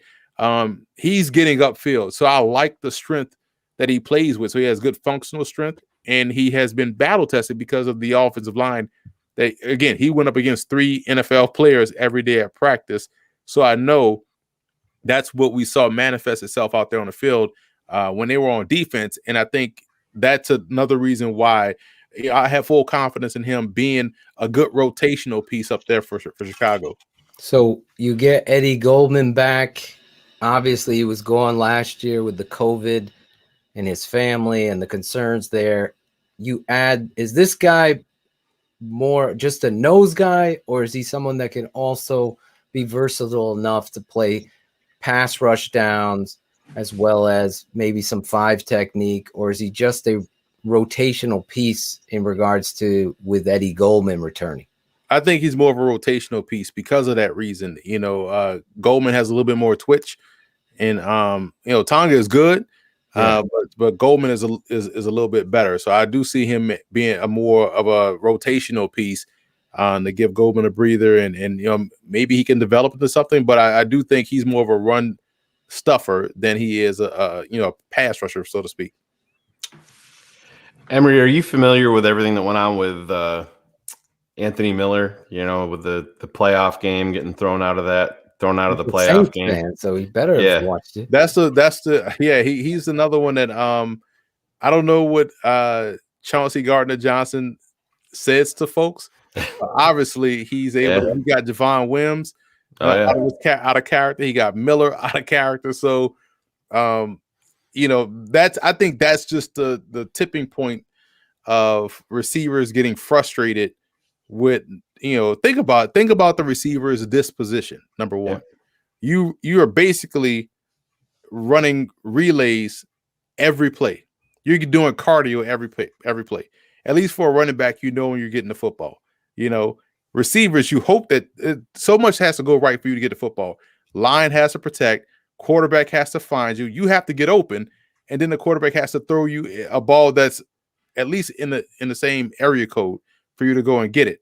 So when you look at what happened with Chicago last year, two of those things wasn't happening. And so if you're a receiver, you're going to be already frustrated because you're like, I'm just running out here for my health. I'm just doing cardio for 65 plays a game. Yep. And so cornerbacks know that. And so, they're just chirping at you the entire time. And you are already frustrated with your own current situation that you snap. Now, I'm not condoning snapping to that regards where you're hurting your team and get thrown out of a game like Wims did in that situation. That was a huge penalty. And Miller did as well. But at the end of the day, I think the frustration was just because of the inept passing game. I kind of got those guys out of their game in conjunction with, Chauncey Gardner-Johnson, who's probably one of the best trash talkers in the game, judging by the reaction of people that want to kill him. Even his own teammate wanted to fight.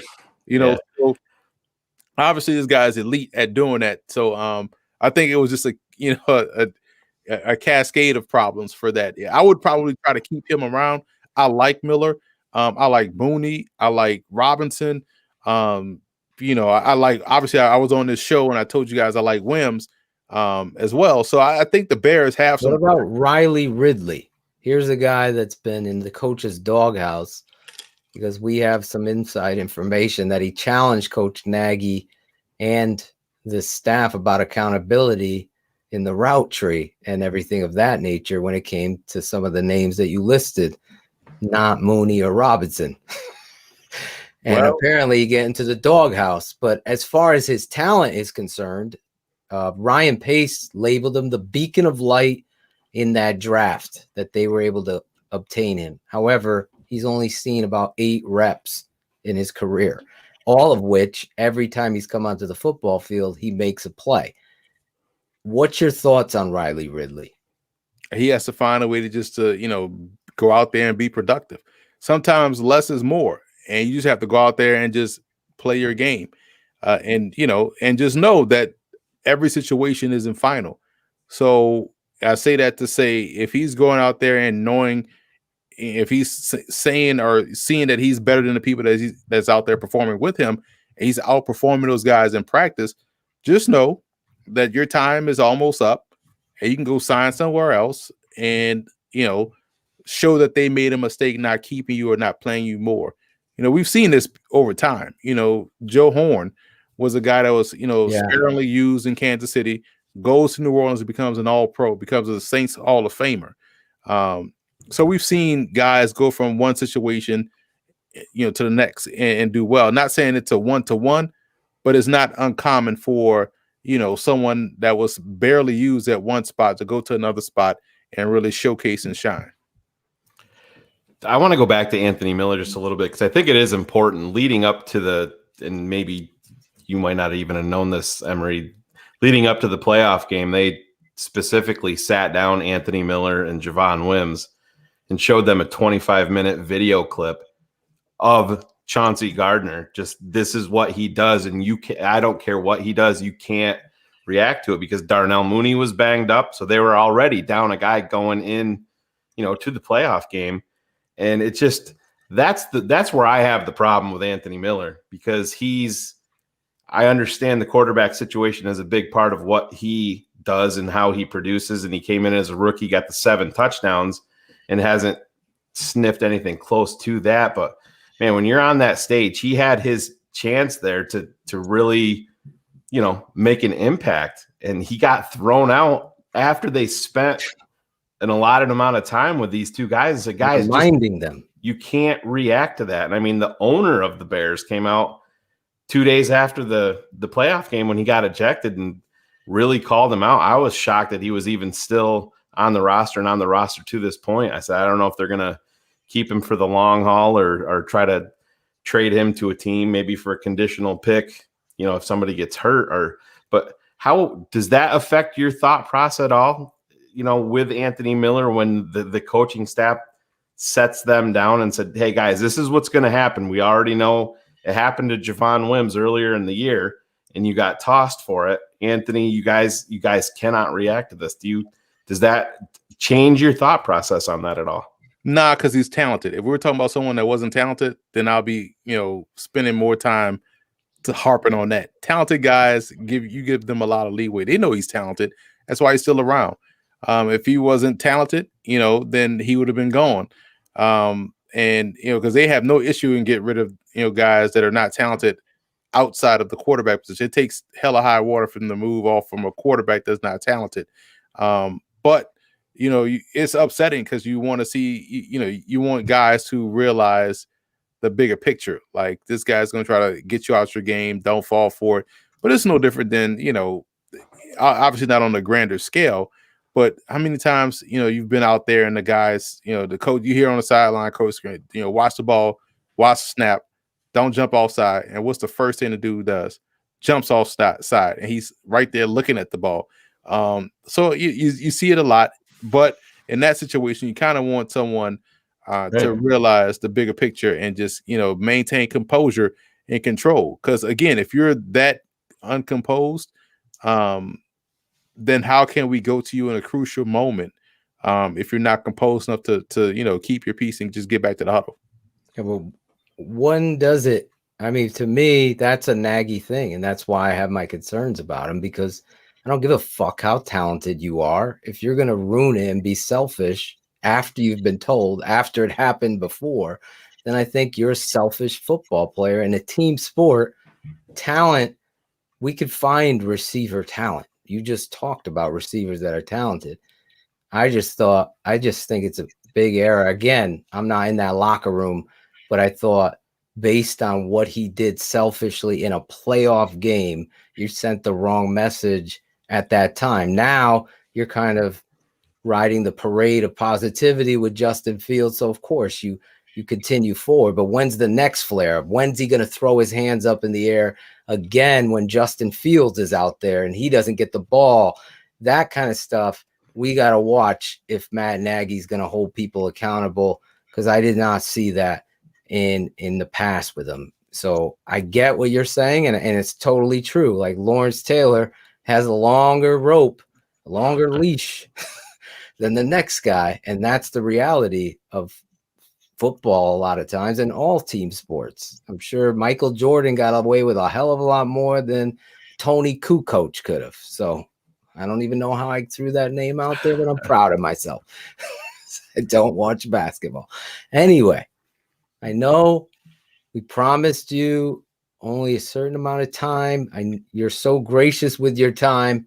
Obviously, we're going to have to set you up at some point. You tell me, what part of the season will you come back to eat crow? That's what I want to know.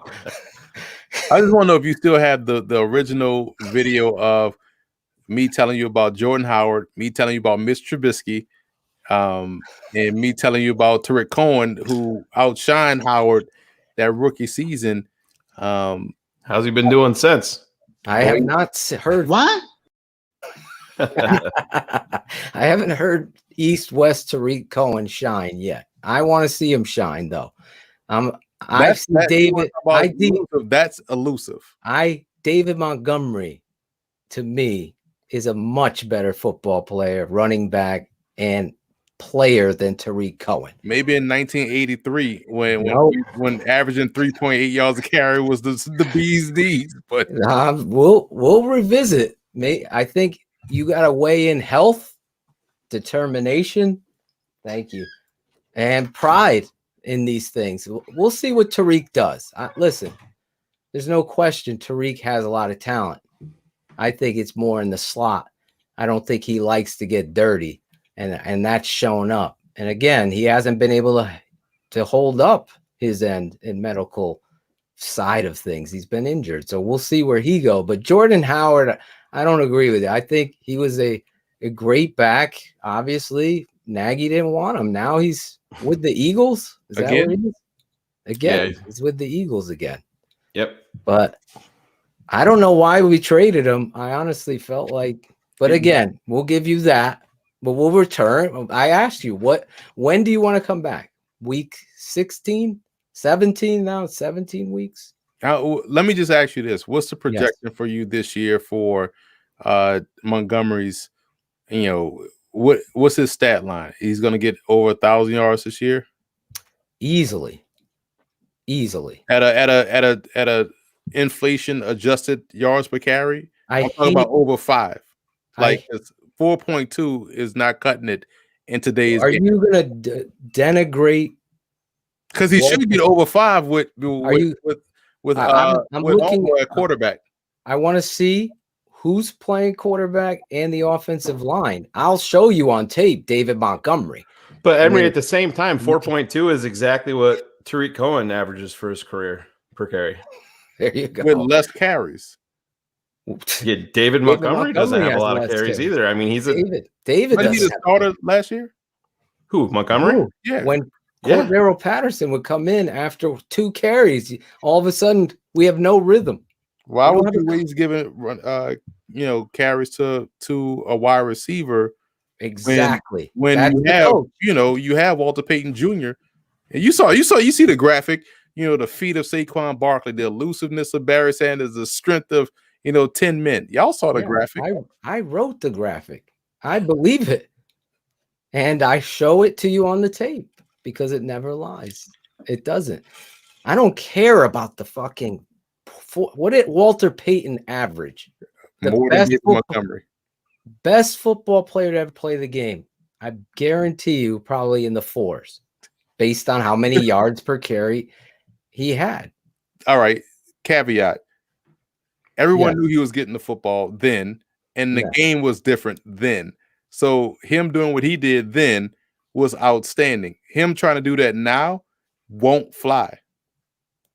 Okay, so in Walter Payton in today's game is not. No, Walter Payton in today's game is still Walter Payton. Okay, that I wanted to say that. I felt like that's what you were saying. No, I'm trying to be diplomatic and saying that the David Bears Montgomery may not see he may not see many touches now with a guy like Herbert there, and also Cohen coming back healthy, and also you got to factor in the Fields rushing yards, but Fields should get about 500 something yards rushing on the ground, just easily, right? He's not Lamar Jackson type jitterbug explosiveness. He's gonna be on that Dak Prescott, Deshaun Watson type of rushing spectrum. I agree. And so when does he start in your mind? Day 1? Day 1, man. Like, why waste time? We just saw Andy Dalton lose a win-in situation with the Dallas Cowboys. And that's typical for Andy Dalton because he has lost every playoff game he started, which is unfortunate because last year they had a chance to go to the playoffs with Dallas, and he lost that game. I believe it was against the Giants, where he just couldn't complete a pass. So I see Justin Fields, and the benefit for Fields now, in all seriousness, is the the fact that he has a full off season and a preseason. And even if he doesn't start in the preseason games are completely set up for guys like him to just go off. Yes. Because he's going to be playing against college guys, essentially. He better get reps in the preseason. He's going to get a lot of reps. Nagy fucking plays pillow ball. I'm going to lose it again. Now he's going to get a lot of reps. Because who's the other quarterback outside of Dalton? Nick Foles, your boy. That Phil's be starting week 1, man. I just can't see them wasting preseason reps on Nick Foles. Like, I think you're going to see Dalton get a little bit of reps because he's a newcomer to the offense. Foles kind of knows the system.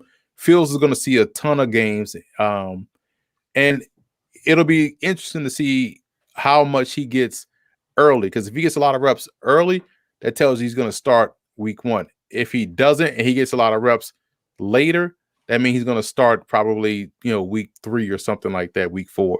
Because if they're going to play him early, because you only get the 3 games this year now, so if they're going to give him a lot of reps, they have to do it early because you don't want him playing essentially 19 games, right? Going into the regular season. Well, you've said it all. You on the record. I'm still waiting for the answer. Should we wait till after season, or do you want to do it? No, we can wait till after season. Let's wait until he's the okay. So leader. I see the fans are fired up with you. So we'll have to schedule this. Chris Jackal, where are you, the producer? There you are. We're gonna get our boy. Listen, there's no hate with me at Emory. I love this dude. I wanted him on the show. I had this discussion with a Miami Dolphins fan. Just put out their draft grade on our YouTube channel, and I was outside of everything Miami did, which I thought was excellent. So I gave him a B plus. Right. The only thing I said, they have an A by nature of the amount of top tier prospects that, according to my grades, that they got. I think they had like 4 guys that were in the 80s. So what kept them from getting the A was that they just didn't take a running back. And Michael Carter was there for them in the 4th round. So they could have taken him in the 2nd or 3rd round and still had a great draft, right? They didn't even have to take a running back in the 1st round. So one guy was like, well, we don't need Michael Carter. He's just like Myles Gaskin. I'm like, wow. And it was like, and don't sleep on Jared Dokes. He's just like, I forgot the back he compared Jared Dokes to, who they took in the 7th round. And I was like, wow. Or I guess when you're in it, you just are all in, because those dudes can't hold a candle to Michael Carter. I said all that to say maybe you just you just in it too deep to see what in too deep like LL. I'm gonna win this. If you want to wager on it, we'll put something on it. What do you want? A Saints authentic? You get? I just want the recap of the videos. We don't have that because we weren't. This is our new network. We can't. They deleted it. It's the internet is always the internet has. Trust me, our fans have tried to find it. Shayne, am I right? It's absolutely gone. We're in a different spot. We don't even fucking talk about that old network because of what they did to us and took all my tape work and all the music, all the shit, and deleted it, and I can't get it. So, trust me, I have no qualms. I'm admitting that on the phone. We have a difference. We'll have this footage though. Perfect. That's all you need, because this is where we're going to start. Tape doesn't lie. The tape don't lie. No. The tape never lies, and I'm going to be right. And Emory's going to eat a lot of crow, but I'm glad he's going to come back on after the season. Just wanted before we get out, because you guys can still get the draft. Yes, absolutely. Follow him right there. Look at that thing. www.football. I'll tell you this. How many hours is in that, Emory? This is it takes me about to break down film like 2 weeks. So I'll spend a week on offense, and everybody has their own scouting report. So you guys can see everything is just all scouting report. So it takes me about 2 weeks. You got a week for offense, a week for defense. I just go by position. So it's like from 5:30 a.m. to about 8 at night. Just grading guys, and it's easier to do this than the old way. I was just writing my notes, and so this actually holds me more accountable than writing notes, because some notes you just write, some guys you just put the numerical grade and just move on. But here, because I'm putting out a draft guide for the 2nd year in a row, I'm just putting the notes in as I'm grading. So it's just like a running. So it's actually more efficient, and it's just good to get that. So people can still get this at footballgameplan.com/2021 draft guide, because it's not just the draft. You have 250 something guys getting drafted. There's over 600 guys in this book. Yeah. So that's your undrafted, free. Are you a big? That's a 5:30 to 8. Are you a big coffee guy? Or are you down the Red Bulls? I have like 2 cups of coffee. I have a cup in the morning. I do my film, and then I go work out, go eat lunch, come back at about 2 to 7. So I give myself a good 2.5, 3 hour break to go, lunch, go work out, and then go to either 2 to 6 and go to dinner after that, and then be done for the day. But I get a good work day in, because again, that's why I don't understand how a lot of guys say they watch film and they tweet all day. Like, you can't tweet all day and watch film. Like those two don't work. Unless you're tweeting your thoughts on the film, that would show me that they're watching the film. Which is still they don't do it though. They don't do it because you can't. And this is this is a pandemic year. Next year should be even bigger. I was able to print this out because it still fits the 3-ring bind, the spiral binding, because it was only 680 pages. Last year it was like 780. Now next year it's probably going to be close to 1,000 with all of the prospects that. Prime example, I had in this draft guide, because I didn't think we were going to have a college football season, to be completely honest, and so I started trying to get a jump start on the draft back in April or March of May of 2020, like right after the draft. And so I was grading guys. I got through quarterbacks. I had 80 quarterbacks graded already, right?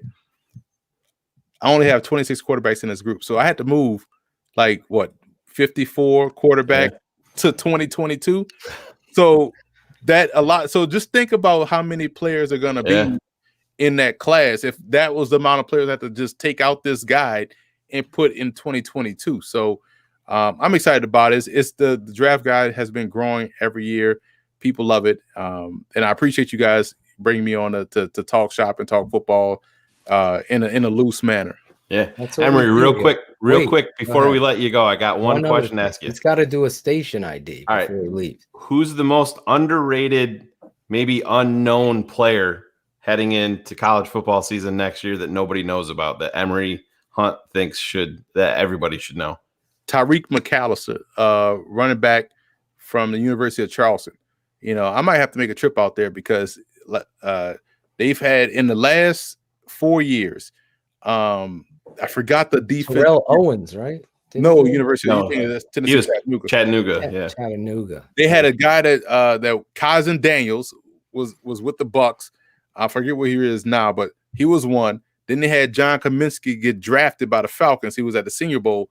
This past year, there was Mike Strachan, the 6'5" wide receiver, got drafted by the Colts. Kenny Randall, the defensive tackle, who was so explosive off the ball, he just signed with Jacksonville. So this has been a John Randall kid. This has been a pro factory. This little Division II school out in West Virginia. And Tariq Mcallister, in 2019, he had multiple 200 and 300 yard games. This past spring, because they played, I think, 4 or 5 games, 2 of which he went over like 270 something yards. This is ridiculous.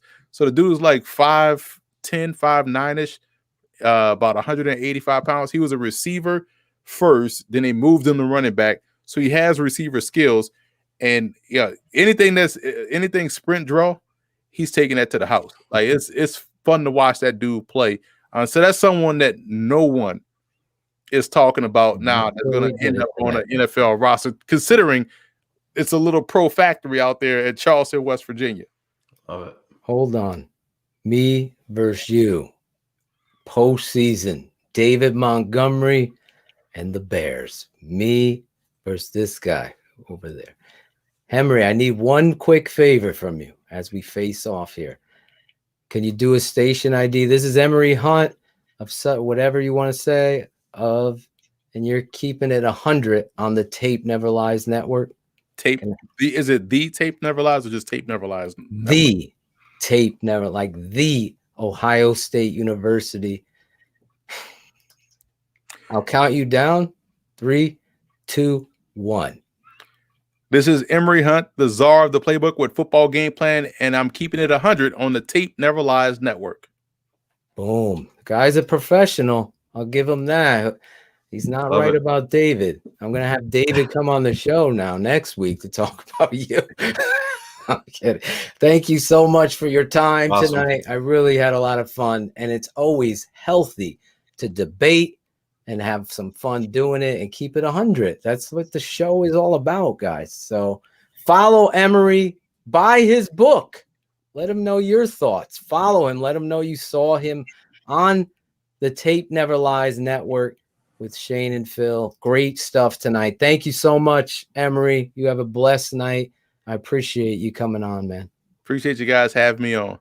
Thanks, God Emory. Bless. God bless. Emory Hunt. Shayne. That book, man. Big old book. That was like the fucking the New Testament. That book was huge. Yeah, it sure was, man. He wasn't right though about David. Who's this Montgomery. guy? Oh, we just woke him up. He's on What mute. happened? There he is. What's going on? The Bears just traded up, Cars. Oh, Dude, good. Maybe we'll get a quarterback here. Dude, we got to get the Footwork King to come on when Emory comes back. Oh, that would be fun. So he can tell him how good Montgomery is. I think I told him everything. I mean, yeah, YouTube went down while we were live there. Yeah. Man. The stream. Fans were fired up with Emory. Yeah, I think it still has issues now. Oh, mine's Fans playing. have some issues. Yeah, that's for Oh my sure. God, yeah. Calm down in the chat. Jesus Christ. Yeah. What? Some of the people in the chat were it was getting a little bit out of hand. It's not allowed to have a dissenting opinion. Yeah, exactly. That's what it is. I was having fun. That's Exactly. Healthy. It's healthy. It's good. It's very good. And then we get to have great radio afterward. I mean, television. Because then after the season, we could see. Anyway, we got to get to our next guest. I don't want to keep him waiting. And we got a lot out of your closet. We don't have a four-spot banger for our background here, which would be perfect. But we'll put this guy, if you don't know this guy, again, I don't endorse a lot of Bears stuff because there's a lot of Bears stuff that is just stuff. It's like that guy in Hoarders who just keep shit. Like, why do you have all this stuff? What is the purpose of it? This guy isn't this stuff. He's somebody that I actually enjoy. So if I'm working out and I need to get hyped up for that last mile, I'm going to go put on this guy's work. And I cut film, as you guys know, and I edit and I do a lot of stuff. But this guy I can tip my hat to that I think is one of the most talented guys out there. That's keeping it 100. In all honesty, I think he's going to bring the room back to life. At least I hope he does. I hope he's got some energy. You guys know him from YouTube, DaWindyCity Productions. We have a special intro. We only intro our guests that we love in a certain way. So is that giving away something, Cars, when we don't have an intro for you? You're not a guest. Everything is completely well known about where I stand. Don't worry. Angelo's working on it, Cars. He's working on it. Let's Please, do it. God, no. He's I'll have to leave the show. DaWindyCity Productions.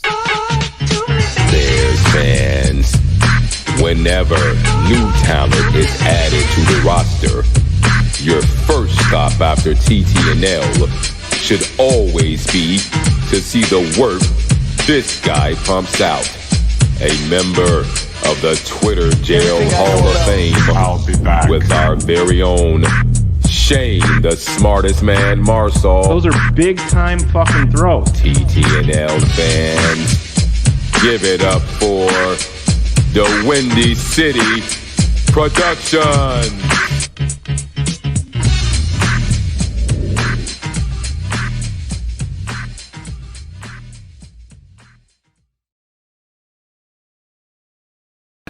There he is. What's up, guys? Good to be on, man. That's my big fan of your show. I mean, I've been watching you guys since before I had my YouTube channel, so really fun to be on. Yeah. That's my dude. We were in Twitter jail together. They took all of our shit away. They tried to throw me away. I'm almost back at my follower count though I was at before. Not me. It's all good. Get Shayne's followers up. Oh man, they're. So I call him the Windy City. What's your real name that we should call you? Yeah, so it's Rashab. Rashab. Yeah, Rashab. What nationality are you, Rashab? Where are you from? I was born here. My parents were actually born in India, so I'm Indian. Nice. Yeah. Nice. Yeah. I'm always interested because I suck at geography. Yes, he does. He said India, not Indiana, just so you're clear. Greg Braggs thinks Indiana is Chicago. So yeah, we are a geography challenged show. That's for sure. Oh yeah, totally.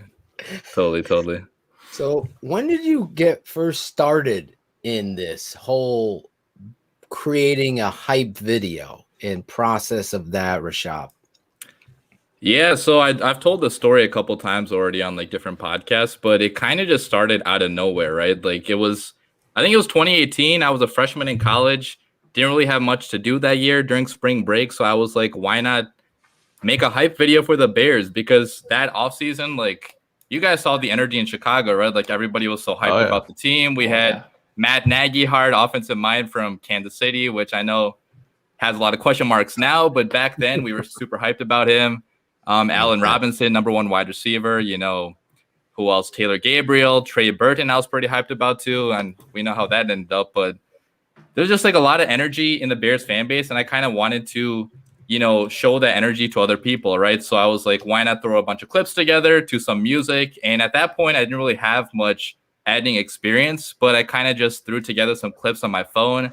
To some like random song that a lot of people didn't even know, but I posted that on YouTube, right? And a couple days later, it has like 5,000, 6,000 views. And I'm like, oh my God, people actually want to watch this. And at that point, I was like, maybe maybe I'm doing something right. So I kept on just making more videos. And that's kind of how it started, man. It was kind of just out of nowhere. Like I didn't mean to start the channel, but it's kind of just something that happened by accident, if I'm being honest. No, this is what we do on Keeping It 100. Oh, yeah. Your honesty is the only policy. That's why we had these moments in the last guest of debate, because we see things differently. In regards to your story, you're the only one that knows it. So the reality of it to me, and I'm keeping it 100 with you, there's a lot of people out there that try to do this shit, but I could tip the hat to you and say what you do artistically gets me excited. And that's the reality. So whether you just picked it up, it's like today I had a kid, Ryan, who's like 16 years old, reach out. He wants to be a part of the network. I'm like, well, what do you do? What do you want to do? And he's like, well, I design graphics and stuff. I was like, okay, so that's what you want to do. I'm going to put you that everybody needs to know what they do. He moderates too. So sorry, Claude. He doesn't moderate. Maybe he makes some money for us, but the reality is he doesn't moderate. Poor Claudio. Bring Claudio back on here. I should have brought Claudio back. Listen, I got one question for you. What's up, the win? What's up, Rashad? What's up, man? You got a Mooney. Rashad. I'm sorry. Yeah, you got a Mooney hype video yet, or what? Oh, Lord. Yeah, I've already made a couple. Get him off the screen. Get him. What? You don't like Mooney cards? What's wrong with Mooney? Mooney had 1 catch for 3 yards, but he's my player of the game this week. Because did you see what he did on that 3-yard route? It was incredible. No, your videos are tight. They are. Oh, thank you, man. I appreciate that. Really appreciate that. Jack, but I actually do have pull something up. Get it ready. I want to put a little of the Windy City's hype video. Put the recent. We'll get it popped up. But I'm sitting in there and I'm looking at a guy that comes from another country, or his family comes here. Now, do you live in Chicago? And that's where I live like an hour out, so pretty close. It's like an hour out. So football. Where at? I'm in Naperville, so I'm about that hour. Oh, okay. Out. Yeah, I'm in the Northwest, so you know where Cary is? Yeah, absolutely. I've got a bunch yeah. of buddies. Yeah. Yeah, I live in Cary. Could we hook you two up? Maybe a little lunch? Sure, I'm down. I mean, I'm always down, but you already tried to hook me up with Angelo and a weird kind of motorcycle ride, so I don't trust you at all. Yes. I don't trust. There's Angelo's ready to come back. He's dying to come back. In fact, I was coaching my son's flag football team, and Angelo came out into the football field and was watching practice. But Angelo said he's ready. So next week, Angelo returns. I've put that in Angelo. So those of you Angelo fans, tonight we got a lot of DWC fans. And I had to put the graphic of you, give you the credit you deserve. I'm always trying to promote good people and good quality work. And when I look at that, I get very, very excited about what it is that you do. Now, I teased it last week, right? So I'm just going to get into it right now because I see things. As a coach, I see things. I see how to use the right players. Emory, he doesn't understand yards per carry doesn't matter when you watch the tape. I see the talent, and I see the talent in you. I also saw the talent in this guy.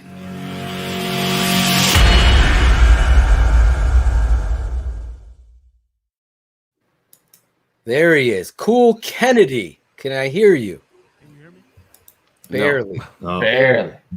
Barely. Can you hear me now? Barely. Yeah, switch to Verizon, bro. I can barely hear you, but Cool Kennedy is our music director here at the network. I'm going to give you a little taste of what we do here.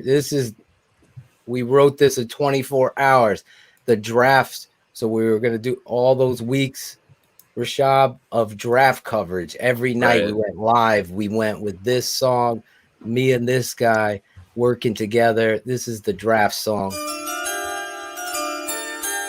Collaborate this. The Tape Never Lies network coverage of the NFL Draft starts now. Draft day, round one, the pick is in. Intangibles, hard hits, slinging pigskin. Chicago on the clock, pace on the chopping block. Pick smart, you maximize on your draft slot. Draft day, round one, the pick is in. Intangibles, hard hits, slinging pigskin. Chicago on the clock, pace on the chopping block. Pick smart, maximize on your draft slot. The tape never lies, realize potential ain't the way to go. Always draft football guys, the game is one up front. Rebuild the lines, we trading up for a QB, throwing dimes. The best analysis out there, and there's no debating. Nerves on edge, collab crew, collaborating. Simple, take the guy that takes his freaking head off. TTNL with the coverage pace, loves his fucking ghetto. The blog boys ride the nuts and study the swag. Flag route or the drag, we get to the bag. Left tackle or the slot, show me what you got. We need a quarterback and cornerback with draft stock. Cream of the crop, last season was a flop. Protect the red rocket in the 3-step drop. In the pocket, we need a big ugly. Nagy needs to be a coach and not buddy. Draft day, round one, the pick is in. Intangibles, hard hits, slinging pigskin. So you get it. You get what was going on there, right? That was awesome, man. Who's saying? Who's rapping back there? Right here. That was me. Oh, okay. That's dope. That's man. me. No, it's not. It's me. No, it's Phil. It's me. Oh shit. Cool Okay. Kennedy. Oh, gotcha. Okay. Okay. We can barely hear you still. Really, I'm gonna change my mic, man. It's a new My mic sounds nice. Check one. I'm throwing my age there. So, man, when you let me ask. Yeah, I'm going to ask them. Oh, okay. When you get all of this going, you like when you see the draft unfold and you see the Bears move up, and then boom, it's Justin Fields. Is your mind like spinning right then? Like, oh, this shit is going to be so dope. I'm going to do a Justin Fields, video and put that out. I mean, what's your thought process when you see a big move like that? I mean, is it immediate? I mean, it was pretty immediate because if you saw my tweets, if you saw my posts before that, I was like calling for Justin Fields to be a Bear. Yeah. Like I wanted this guy bad for like the past 2 or 3 months. So when I saw we traded up, I was honestly scared as shit that we would select Mac Jones because you never know with Ryan Pace, man. Like what he's gonna do. But when I saw we picked Justin Fields, like my heart just started beating super fast. I was like jumping up and down, and yeah, the first thing I thought about was actually the hype video. I was like, what song am I gonna use? Like, I actually started getting clips that night too, so it was pretty fun because I actually haven't made many hype videos of, actual good quarterbacks in my entire time being a Bears fan. So Not as a Bears fan, bro. Not as a Bears fan. Selection. Yeah, joke about this. It's throws you can show for Kyle Orton. Yeah. I mean, that was prime time. Not a lot of great clips for you to use a Sid Luckman, right? When you're doing those videos. Definitely, yeah. I mean, I've made a bunch of hype videos for Mitch Trubisky, and just doing that was hard enough.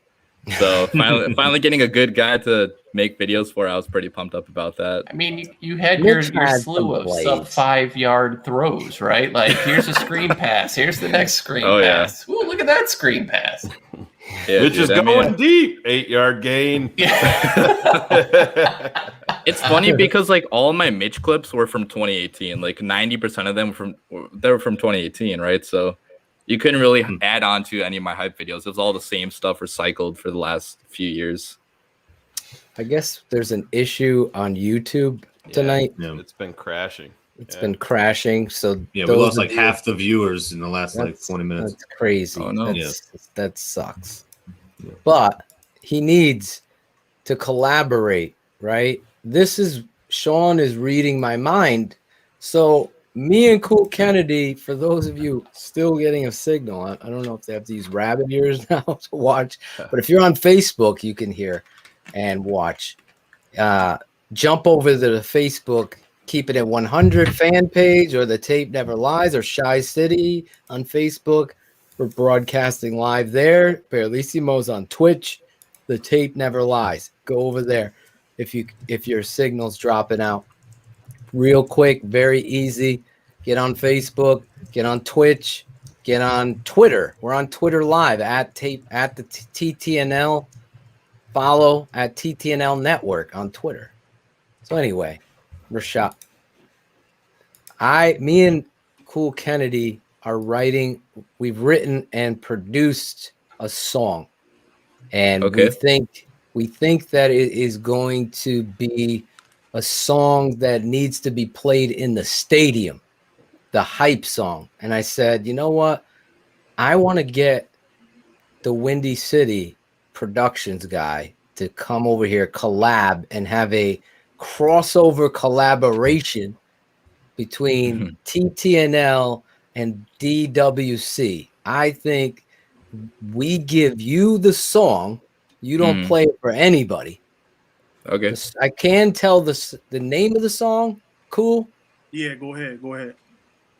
Okay, we can hear you better now. So if you want to speak, you can. I will say the song is called New Era. So I'm telling you, this song is gonna be hot. I mean, what Cool Kennedy has done in the production and the song and the hook and the lyrics using all the players. It is something that we're going to be really proud of. And I said, you know what? Let's add somebody that I feel like will take this video, take this song and make a video that every Bears fan, even the fucking guy that's hitting the down button has to like. It's like, let your ignorant self go. Just enjoy the show, enjoy the highlights, enjoy the emotion and the passion. Nobody, not Emory Hunt, not the Penguin, not racist Mike, not the collaborations right here. These collaborations, not the collaboration. The only collaboration would be the three of us in this network. Are you down to do it, Rashad? I'm down to do it. So you just need like highlights in the background or what? We're giving you the song. We're putting a lot of pressure on you. Okay. You're going to take this original song. Obviously the lyrics are going to tell you where you might want to go, but everything is up to you. And I think and I'll let Cool Kennedy speak on it. I brought it up to CK, and I'm like, I really believe in this dude. I'm talking about you, Rashab. And he's like, I don't even know this. Wait, I know the dude now after I sent him your video. Right. So, Cool, you speak on it. Go ahead. It was So actually Shayne's idea, to be perfectly honest. Yeah. We'll go from there. So basically, it would just need some light touches. You would need B-roll. We'll give you some footage of us, some shots of us, some special shots of marquee items that have to do with the title. And hopefully it goes further than just even the team. So partnerships, things like that. We don't want to say too much right now, but definitely get your information and fill you in on all the details, man. That's the goal, is to get it played in the stadium. You know what I mean? Like I hear it on that level, and I feel like this is the right time to spread that same message. Right. What does DWC get out of this? You got an attorney here for it. Wow, I don't need anything, man. It's a DWC production. Dude, if it gets played in the stadiums, like that's all I would need. That would be super dope. How long are you guys thinking about making this video? Like, is it like a short 30-second thing? 45 minutes, easily. 45. Yeah, it's like one of the intros. One of our intros. No, it's a song. We're talking about it playing in the stadium. That Braggs is just going to play it on his phone at the game and hold it up. Don't get too excited, bro. It'd be the length of the song, basically. Yeah. So about 3.5 minutes. Okay. Yeah, I could definitely do something like that. Just send me over the details and we can talk about that for sure. Yep. There you go. Live. I haven't made music videos ever, but I mean, my highlight videos are pretty much like music videos anyway. So, yeah. Okay, cool. Well, we'll get into it. I've made music videos in the past, so lining things up. Like, don't worry, man. We'll do takes of the whole thing, and then you chop. And then you fill in, you do your magic. I saw your videos is dope. Yeah. So, Thank you, man. Thank you. Work your magic. This will be a collab. Your attorneys working the phones, wants to know what you're going to get out of it. A lot of fans and a lot of views and a lot of whatever money we get, he's going to get a percentage. Excuse me. Dang, that the percentage is getting bigger. Phil keeps on coughing like that. I don't have to wear a mask on this show. No. I'm double. Is everyone double shot? Has everyone got the double shot? Is everyone shot compliant, vaccinated? I'm gonna go to the 28th. Is my second.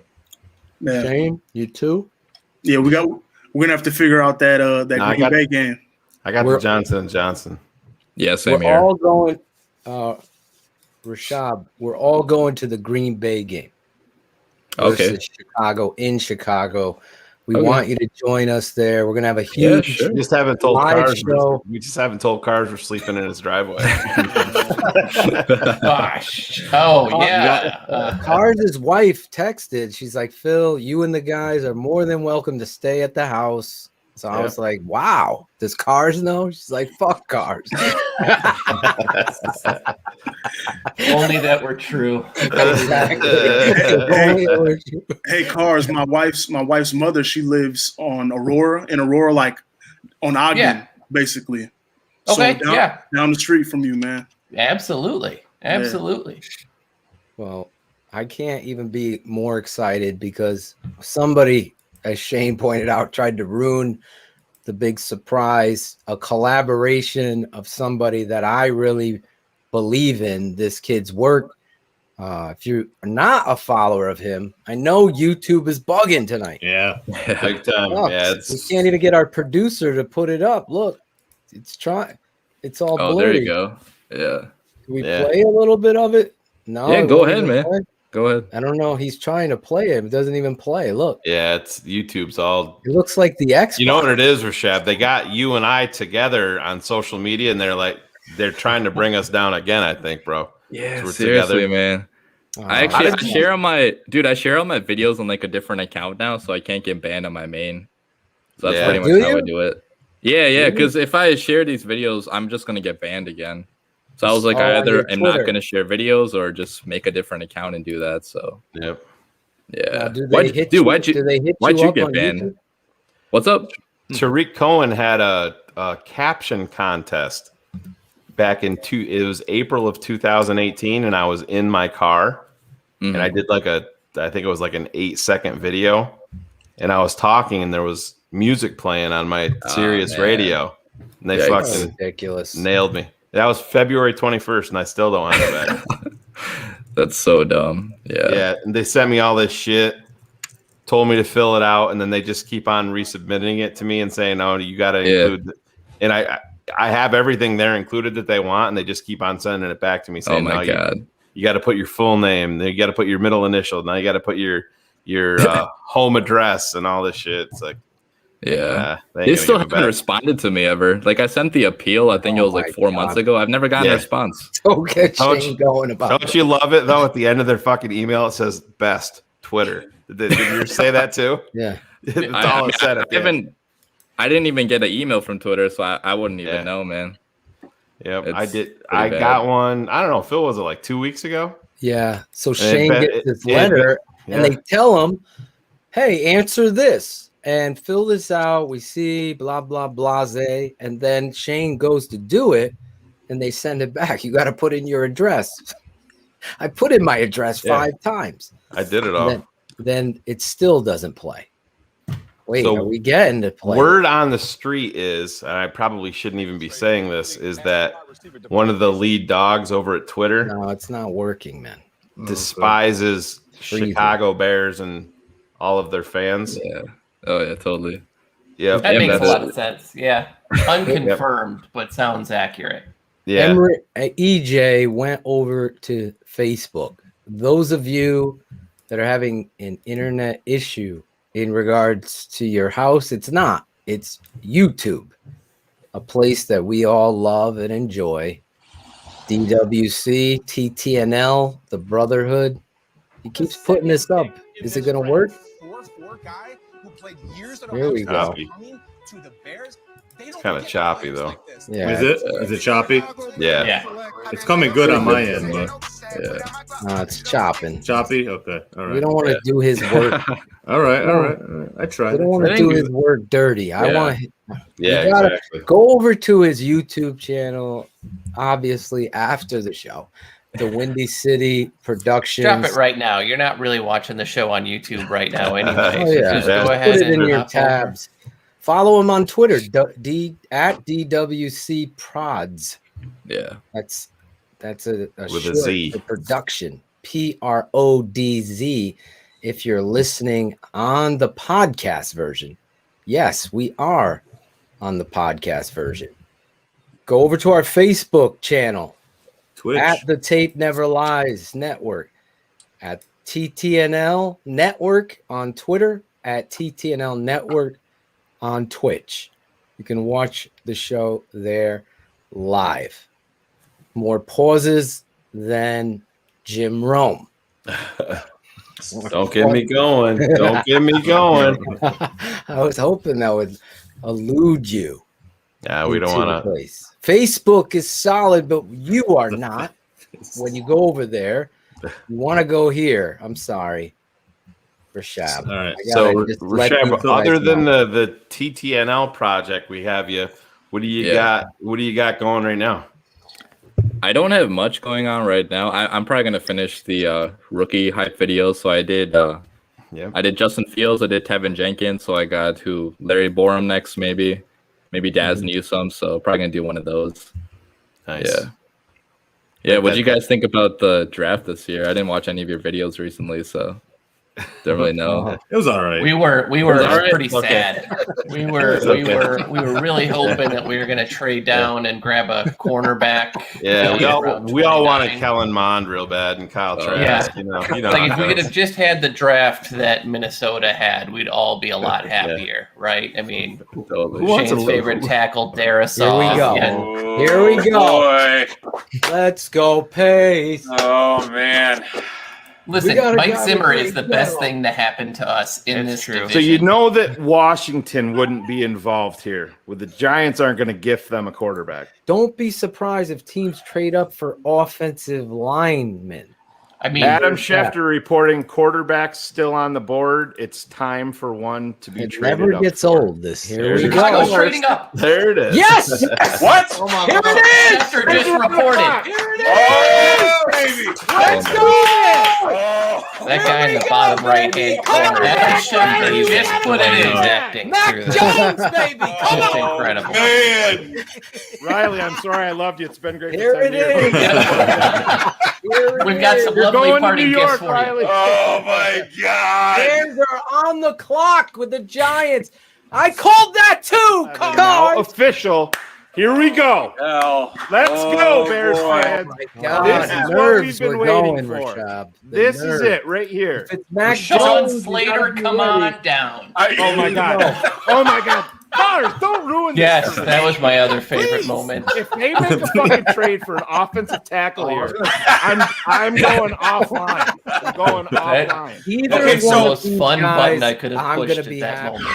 Meanwhile, listen, my favorite podcast outside of the Football Guys Network is the Tape Never Lies Network, which is Phil Odishian and Shayne Marsaw and their Bears folks. Oh my God, what a great podcast. That's fun to be a part of.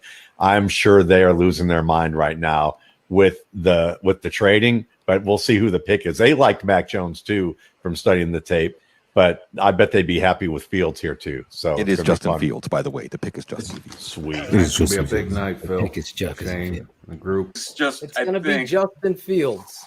Let's go. The entire family was just outside of the living room. We did it. We did it. Here we go. The pick is in. Oh The my pick is God. in. Let's go. Is it Mac Jones or is it Fields? It's Fields. Is it I'm Mac knowing it. Jones I'm or Fields? No one read their fucking tweets. Oh, Let's I'm just not. react. God. Here Shut we off the go. chat. Shut it off. I think Shayne was sauced that night. Shayne, were you feeling? You were sauced. Take it off. No, I Take it off. wasn't. Get those off the screen. Don't get Shayne mad. Fucking waiting now. wanted a fucking quarterback, man. I get, yeah, you were high on fucking. I know it. I know who this is. I've got We know the it. TV queued up. It's so we will hear it. official. Oh, look at this. Chicago Bears select quarterback Justin.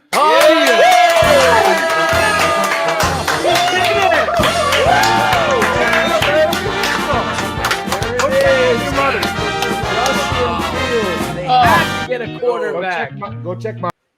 That was just Still can't believe that moment happened. Fucking awesome. that was just pick number one. You should have seen us when we got Tevin Jenkins. Oh, that was even crazy. I heard. That was Didn't you even make like a crazier. song about that or something? I saw on Twitter. Oh, I have a quote. I said, "Give me a tackle or give me death." And then the Bears traded up, and Shayne goes, "It's official." Oh yeah. I don't know where that clip is. Where No, I is didn't. that? I didn't do the official, but yeah, I we thought you broke did it. official. No, I No? don't think so. Maybe it Official was. is I don't know. Tevin Jenkins. Everything's all. I'm still stuck in the Justin Hold on, I Fields think we got that. camp. I think we got that footage. No. Give it to me. Did The we trade Chicago Anthony Miller? Bears at number 39 are selecting offensive tackle Tevin Jenkins. Oh my God. That's There more you than go. a reaction for Justin Fields. Damn. That's what I said. Yeah. He was we need a a big tackle. Mac Jones. He Right. had to leave. We can't show that because there's some dead time there, but there's 15 minutes that he's crying in a There is corner no that he's got to get over it, and then he comes back like a champ, the champ that he is, all prepared, and he just comes back in and he trods on through the show. Because I was very proud of you for the way you I took a overcame lot of that moment. heat for my rankings. And I heard you. 1B, 1C, 1D. My 1A was obviously Trevor Lawrence, and my 1B was Mac Jones. And then my number 2 quarterback was Justin Fields. And I don't think people understand that they're so good, those quarterbacks. And time will prove, just like who the fuck is Tom Brady? I've done this my whole life. We'll see what I happens. just think I loved Mac Jones too, but I just think for what where the Bears are and where they've come from and where they need to go, I think they got the perfect guy for them. I feel I understand the whole social aspect of this pick. I feel the energy. I said, you saw me there. It's going to be Justin Fields. Either or, I would have been happy with. I was going to be fired up when the Bears selected Mitch Trubisky. It was like a ghost. You ever get that wet sweat? That sweat where you get cold? That's what I felt on draft night. When they traded up for Leonard Floyd, same fucking thing. I'm like, Laramie Tunsil's right there. And let's be honest, Phil, the football guys ordained the Patriots to get Mac Jones, man. Oh, they did. I mean, it makes sense, right? It's it makes sense, yeah. And his story is his story. I've moved on. Yeah. I'm still not going to go back and play Matt Miller and all of these other fucks and try to change my ranking. No fucking way. If just with Emory Hunt, I'm not going to sit there and let him downgrade David Montgomery when I'm watching a hell of a lot more tape than he is on him. The reality is I know what I see. And I prove it. And respectfully, like I was listening to that, and it's like you guys focus on the Bears. And like that's enough as it is, man. Like, how realistic is it to go through the fucking NFL? Every team looking at everybody. There's fatigue after a while. Like you said, 2 weeks. Man, still, that's not a lot of time for how many people, how much evaluation really should go into a player, let alone all those players. So it's a little unrealistic to me, man. Like with that big ass book, like I respectfully the work that's done, but man, it's hard after a while. I could see how the fatigue sets in and things just start becoming overrated and trite, man. Like, I don't know. It's hard to decipher through all that information. So all the work you guys do with the Bears, man, it's more accurate because you're focused on these players, you know? Exactly. I totally agree. That's why I ever refuse to do what Lionel, let me know your name. Levo. Lionel Garcia is saying the Bears blog buried Justin Fields. I have the tweets, and now he's talking different. That's not what we do here. To Cool Kennedy's point, I just keep it 100. I stand by what I see, and nothing is going to change my opinion of it. I know DWC. Justin Fields all the way. Cars the night before we did a mock draft and Cars traded up and selected Justin Fields. He had issues, Mac Jones or Justin Fields. The tape doesn't lie on Mac Jones. You could say whatever the hell you fucking want. The proof will be in the pudding later. It'll be what it is. Just like everyone attacked me with my boy Josh Allen. How is he your number one corner? He sucks. He doesn't. Okay. The tape told me. And now where's everybody? Where's everybody? We could all focus on everyone's misses. Let's talk about all of the hits. They don't want to talk about that. So well, do you think? Stand by it. Go ahead, Phil. Do you think Fields has the same ceiling as Mac Jones? Like, wouldn't you think Fields has a higher ceiling? I think Justin Fields has a higher ceiling because of his athleticism, right, and his talent. But if we're really being truthful here, in quarterback, Mac Jones is throwing dimes, and I showed you that on the tape. You can go over to the tape, Never Lies, and watch my breakdown of Mac Jones for 23 minutes. I did one of Justin Fields for 28. They are two different types of animals. I agreed with Emory Hunt. Justin Fields is not Lamar Jackson. Lamar Jackson scares the shit out of me coming out of the draft. Lamar Jackson still does because I can stop Lamar Jackson. I can. Yeah, I think he was basing that more on, the athletic traits and stuff like that. Yeah. He's not. I agree with him. I'm saying he's not Lamar. He's Deshaun Watson. I compare him to Russell Wilson. Yeah, I see that. Yeah. Dak Prescott's body. And I'm the biggest. Russell Wilson's my favorite quarterback in the entire NFL. If I was to start a team, he would be my guy. That's how highly I feel Russell Wilson. So, to your point, the sky's the limit for Justin Fields. And to Shayne's point earlier, when he says, I'm going to go out there, I'm going to fucking lead. If I don't come in here to be the starter and everybody else doesn't, then they're doing it wrong. That right there is worth its weight in gold. It's worth its weight in gold. There's no other way to go about it. That's what you want in your quarterback. He wants to start.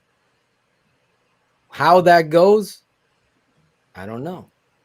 We're going to see. Are you in agreement with Emory Hunt? Shayne, he's going to start right out the gate? I would, if I was. You would be the coach. You're starting Justin Fields out the gate. Oh, I would give him. Yeah, I mean, I believe in him. I think it's what's best for the Bears. I just don't. Like I said, I was wrong about the Leno situation. I didn't think that they were going to move off of him. I thought they were going to let it play out a little bit. I think that the Bears want the offensive line warts to be worked out, for 2, 3, 4 weeks and then bring in Justin Fields. But I think myself, based on what I see, I would have zero reservations about starting week 1 with Justin Fields at quarterback. But that's, like I said, doesn't mean that I'm right either. But I believe in that. This is, people look back at Mitch wasn't ready when they brought him in. They just had nowhere else to go because Mike Glennon was that bad. Yeah, that's what I'm saying. Exactly. That was the mistake. But I think what the Bears have done this time is they've, Andy Dalton is a better option than Mike Glennon ever was. And they also have Nick Foles there too. But I think the kid can go out there day one. And Matt Nagy himself has come out and keeps on saying that Andy Dalton is going to get the starter reps and stuff like that. But he's also never dismissed the notion of just saying, well, no, Justin Fields is absolutely not starting. I think that I don't think that's just a crack in the door. I think the door is halfway open to say, all right, you come here to camp, you show us what you're doing in OTAs, you pick up on this, because his retention is what is impressive. Right. They tell him to do one thing. Thing too. Yeah. Like Mitch is looking for his binky. This dude's out here, going out on the field and correcting. He's going out there and correcting. You saw it though, man. You saw it in minicamp. He went out there and corrected a wide receiver and told him what he needs to do on a route. Ooh, we've never had a quarterback like this. No. So, Rashad, I said this. This isn't backpedaling. To say he's my second best quarterback. I know Cars hates my 1As, but I really believe Trevor Lawrence and Mac Jones are elite. They're going to be stars in the NFL. Justin Fields is going to be a star in the NFL. Did you ever hear me say that, Shayne, about Mitch Trubisky? Ever? Oh, no. Exactly. Did I ever feel excited? Did I ever... I saw glimpses of what I think we all were, Phil. I think we were more excited because the Bears, they made the correct move in going after that position. They just didn't select the correct player. We wanted them to swing the bat when they were up top. They just whiffed on the guy that they selected.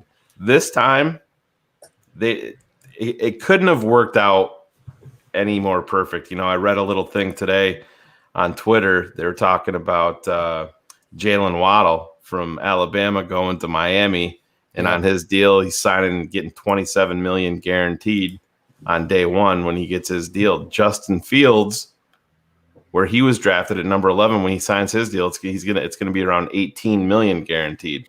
Way back in 2017, when Mitch signed, the day he signed that fucking contract, he got $29 million guaranteed. Damn. So that tells you a whole bunch. I mean, the Bears, you can do the fuck a cap, do whatever. They did it, man. And Phil, you and I talk every day about this stuff. Mm-hmm. You have to look at it. Philadelphia was the impetus that really made it happen for Chicago when he got by Detroit and got by Denver. There's so many. There is, man. We're going to look back at this, and Rashab's going to have to put a highlight video to all the things that needed to happen in order for the Bears to get Justin Fields. And to Emory's point, listen, I never even fucking thought of the New York Giants. They've never had a black quarterback. They talk. It's not I've even thought of that. It's not even just that. Didn't they have? They didn't draft him, but they had Geno Smith. Wasn't he there for a year or two? For a minute, he was the backup to Eli Manning. Yeah. But I mean, if you're Detroit, if I'm running Detroit, I'm drafting Justin Fields. If I'm Carolina, I don't get. Oh my! I'm actually higher on Sam Darnold than most people are. If I'm Carolina, I'm drafting Justin Fields. It's amazing. If I'm the New York Giants and he's there, I'm drafting. If I was Philadelphia and I was the Jalen Hurts guy, I'm drafting Justin Fields. And 100%. Dude, even the Broncos too. I mean, who do the Broncos have right now? It's like two mediocre quarterbacks at best. So I was 100% sure they're going to select Justin Fields there. I was like scared at that point, but we got super lucky. Went by, that opened up the gates. All of them. I thought Mac Jones for sure was going to San Francisco. I really did. And then that maneuver happened. So many things happened to get to that point. Real quick, last thing, because I know there's all these issues on YouTube, and it sucks because I was so excited to have my boy DWC jumping on with my boy CK, Cool Kennedy. We have so much exciting news there. We're going to go into shout outs, but real quick, Shayne, and the rest of the group, especially you, Rashad, too, Cool Kennedy. When I'm listening to Emory talk about Tevin Jenkins, and it's the complete, utter opposite of what I saw on tape, were you feeling the energy there, Shayne and Rashad? Because I know you've watched Tevin Jenkins. Oh, you even made a highlight film of him. So yeah. So I don't see what he's saying there. What exactly did Emory say? I didn't really hear. He said that he's not. He said it wasn't quick. His feet wasn't quick. Didn't have good feet and wasn't tenacious. Oh, about Tevin? Wasn't tenacious? Yeah, I didn't understand. I go, he took this dude and pushed him into the sidelines. Tevin Jenkins is the only offensive lineman I've ever made a highlight video for ever. Yeah. And that's for a reason. Like he actually has highlights, unlike Charles Leno, unlike Bobby Massey. So I would totally disagree with that. I mean, you saw all the pancakes he had last year. Like he was pushing some guy all the way into the sidelines, like into the popcorn in the beer. Yeah. Most offensive tackles don't do that. I don't. I honestly, we're gonna revisit Emory on that. I to your credit, and I always say to Shayne, I love this dude, CK, Cool Kennedy, because he can articulate thoughts that I'm having and putting them into a thought, almost like a flow in a song. The way you're able to articulate when you were talking about his book and seeing so many, but really me, Shayne and Cars, who's, I think he dropped out. I don't know where he is. We're so focused on the Chicago Bears and our analysis that we look at it like that. And I think maybe that, to your point, was the reason, because I don't see that at all. And I definitely don't see it about David Montgomery. You could throw every stat, yard per carry in my face, and I'm showing you the reason. And even if you understand the Bears situation with the play calling, like for him to have 1,000 yards is amazing based on the play calling alone. And if you watch the games and if you were able to focus on at least one game.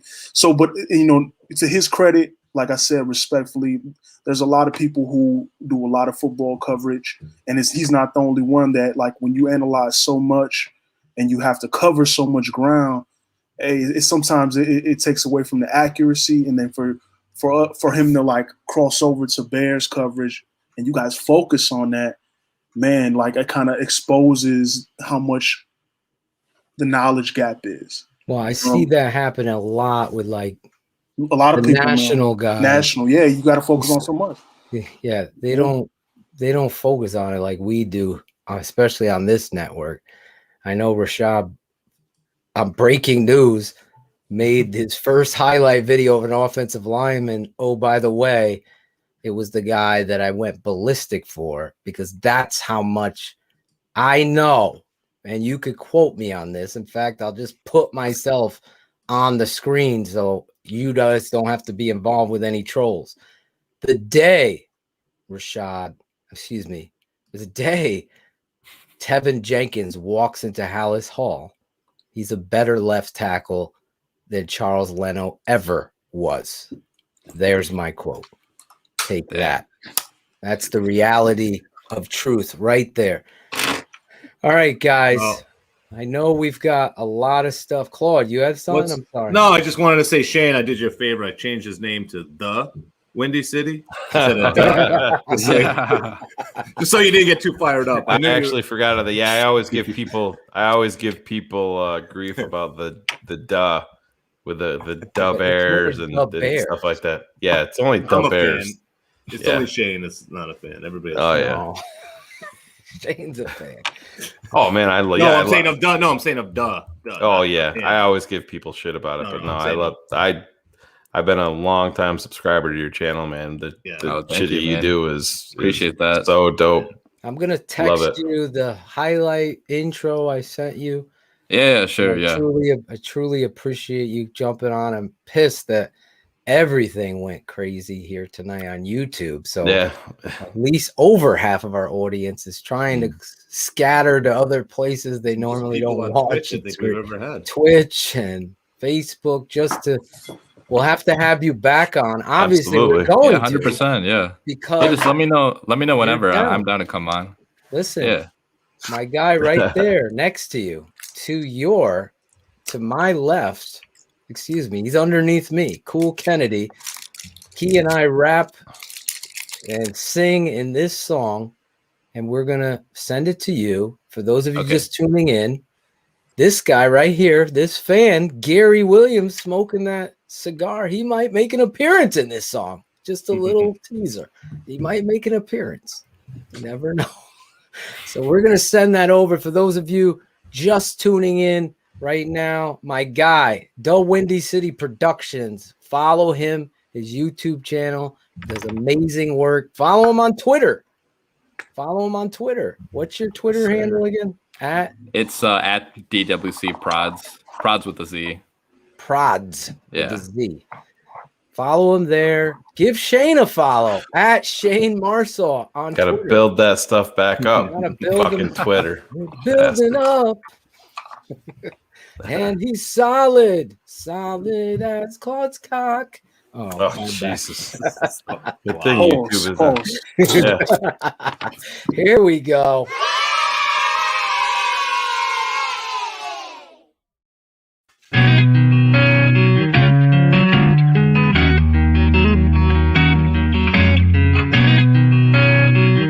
Shout out Tape Never Lies. Shout out. I know you hear me, baby. Shout out. I know you see me, baby. Shout out. We gotta holler at you. Keep it 100 crew. We gotta show love too. Shout out. I know you hear me, baby. Shout out. I know you see me, baby. Shout out. We gotta holler at you. Keep it 100 crew. We gotta show love too. From the fans in the stands to the follows on the gram. Thanks for your support, showing love in the DM. We stay Spencer strong, fight together till the end. Now it's time to shout out worldwide friends and fam. The network that keeps it real, 100 crew. So many in the world that I gotta show love to. For some this policy, the show is at its end. But for me it's so important thank the charter members and the fans. Built the network, speak the truth through the tape. Never run around the truth, no narratives we create. Set them straight, no bubble screen on 4th and 8. Claudio Shayne getting nervous, cause keeping them up too late. That's it, no more to say that get the shot of vital. But hurry up, cause the postman's getting homicidal. Shout out, I know you hear me, baby. Shout out, I know you see me, baby. Shout out, we gotta holler at you. Keep it 100 crew, we gotta show love too. Shout out, I know you hear me, baby. Shout out, I know you see me, baby. Shout out, we gotta holler at you. Keep it 100 crew, we gotta show love too. The network that keeps it real. Stress is strong.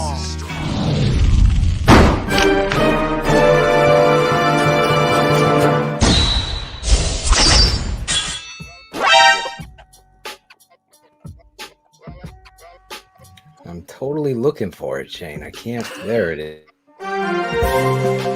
Breaking news. The tape never lies. Network breaking news.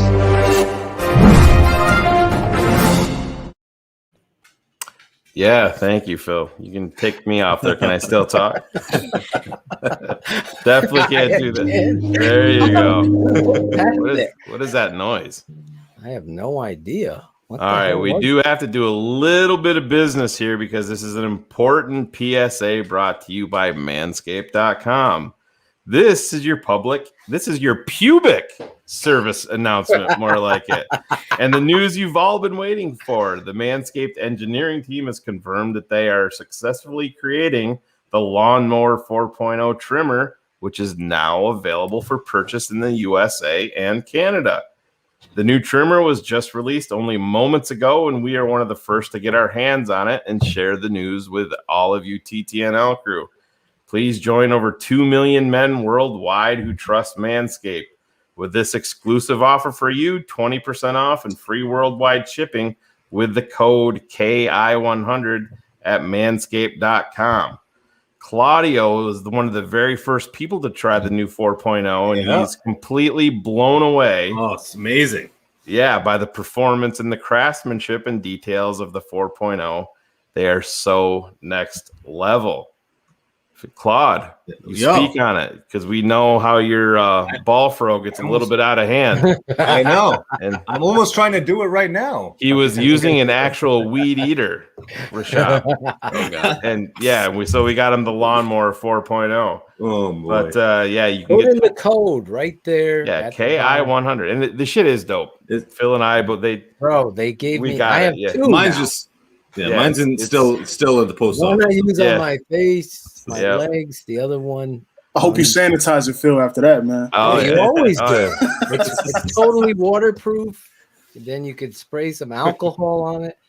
It's some good stuff. Yeah, man. it is. It I'm is keeping waterproof. it 100. That's Keeping it definitely 100. important. It's But definitely don't waterproof. forget that you get 20% off and free shipping with the code KI100 at manscaped.com. That's 20% off with free shipping at manscaped.com and use the code KI100. Unlock your confidence and always the right tools for the job with Manscaped. Perfect. Claude, drop that beat. We obviously are going to download this show just in case, Shayne, that our channel needs it to be uploaded. I wanted to say that live on the air because I'm seeing a lot of people telling me their showcase on YouTube is worse than my internet sometimes. So that's pretty bad. It gets me fired up. But anyway, we start with our guest, my guy Rashab from the great state of Illinois, outside Chicago. Illinois. It's Illinoising right now with this YouTube shit. But anyway, Rashab, talk to me. Do you have anybody you want to shout out tonight? Any of your fans? I know you got a lot of fans too. Not anybody in particular. Just shout out to anybody watching. Thanks for tuning in. And that's pretty much it. Don't really have anybody in particular. Got to get him back on the show more. He's got those nice short. Oh yeah. We're definitely getting him back on the show. Yeah, Absolutely. sure. We're doing the crossover, the collaboration. We're gonna Can't wait for that, man. Oh my god, it's gonna be fire. Nagy, Pace. We're gonna follow their lead, and Ted Phillips and George McCaskey. Imagine George rapping. It would probably be like Cars rapping. Look at Cars. You know what Cars looks like? Cars just showed up. The father, after Christmas gifts have all been opened, that's Cars right there. You right realize there. how much money you just spent. How much money? They're all going to be thrown away in a year. How much crap is on the ground right now? Anyway, we still got to get Coach Otoshin to rap, man. We could try. We could try. The OG. He does try to do it like if he's had a few Di Seronos on the rocks. If we get him a little tips, we could try to rap. That'll be hilarious if we bring him on here. I'm gonna bring him on in the summer. We're here. A lot of people still trying to watch it. Look at this. Twitch keeping up. Look at that. Rashad, Cool Kennedy. You have anybody you want to shout out tonight? I'll shout out Rashad, man. Yeah. You know, that video's dope, man. And I really Thank you. Look forward to working with you, man. Yeah, for sure. I'm looking forward to that too. What do you use real quick? What do you use as far as I use Final Cut Pro on MacBook. Okay. So yeah. It should be good then. Because I use that as well. So look at you two collaborating. Ready. The collaboration begins. I use an iPhone. Well, I use the Manscaped Lawnmower 4.0. Did we lose Rashad? He left. I think he jumped out. Cars. Well, he heard about that coupon code, so he got out of there. Man. He wanted to take advantage of it. Before they sell out. Cars, do you have anyone to shout out tonight? Just everybody as usual. Enjoy the interactions. Thanks everybody for watching. I love this guy. I missed you tonight because I needed your backup on stats. That would have been fun because I'm not a stat fighter. I'm a tape twirler, whatever that is. Stats don't lie, though, Phil. That's what my math teacher taught me. That's going to be my next network, just so everybody knows. You're going to have what is that? When the Jeffersons were like a roll off of the bunker. Spin-off of the bunkers, right? Laverne and Shirley was a spin-off of the Happy Days. Is there any other spin-offs that I'm Think missing? of this as the McDonald's versus the spin-off of the McDonald's. That's the McDowell's. one. Coming to America, the McDowell's, yeah. Did you watch part 2? Yeah. I have no. Claudio's this? Yeah, it was all right. Yeah, I wasn't. It was nowhere near as good as the first. It was a money grab.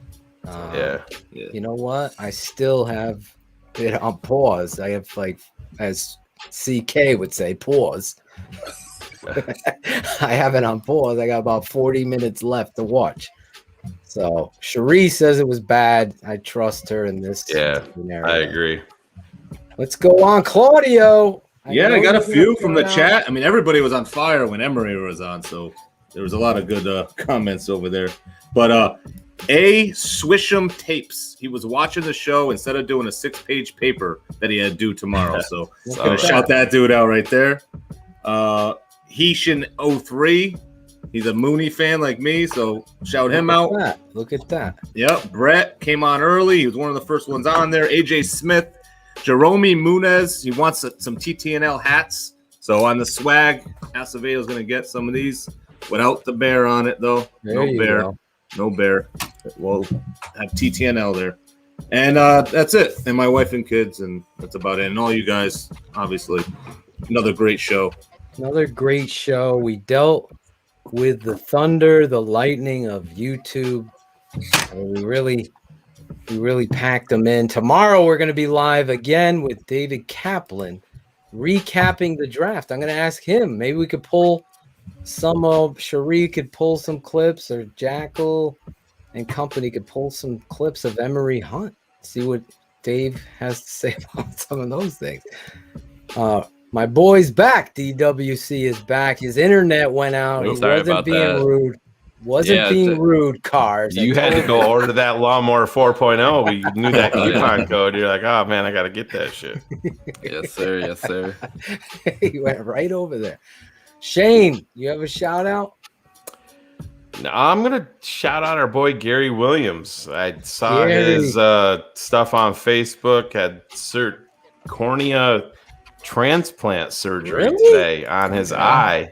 Oh my And god! he is, he's doing a little nicety for the public. He's documenting everything and talking about, his process. So if anybody has to go through that it's there for them.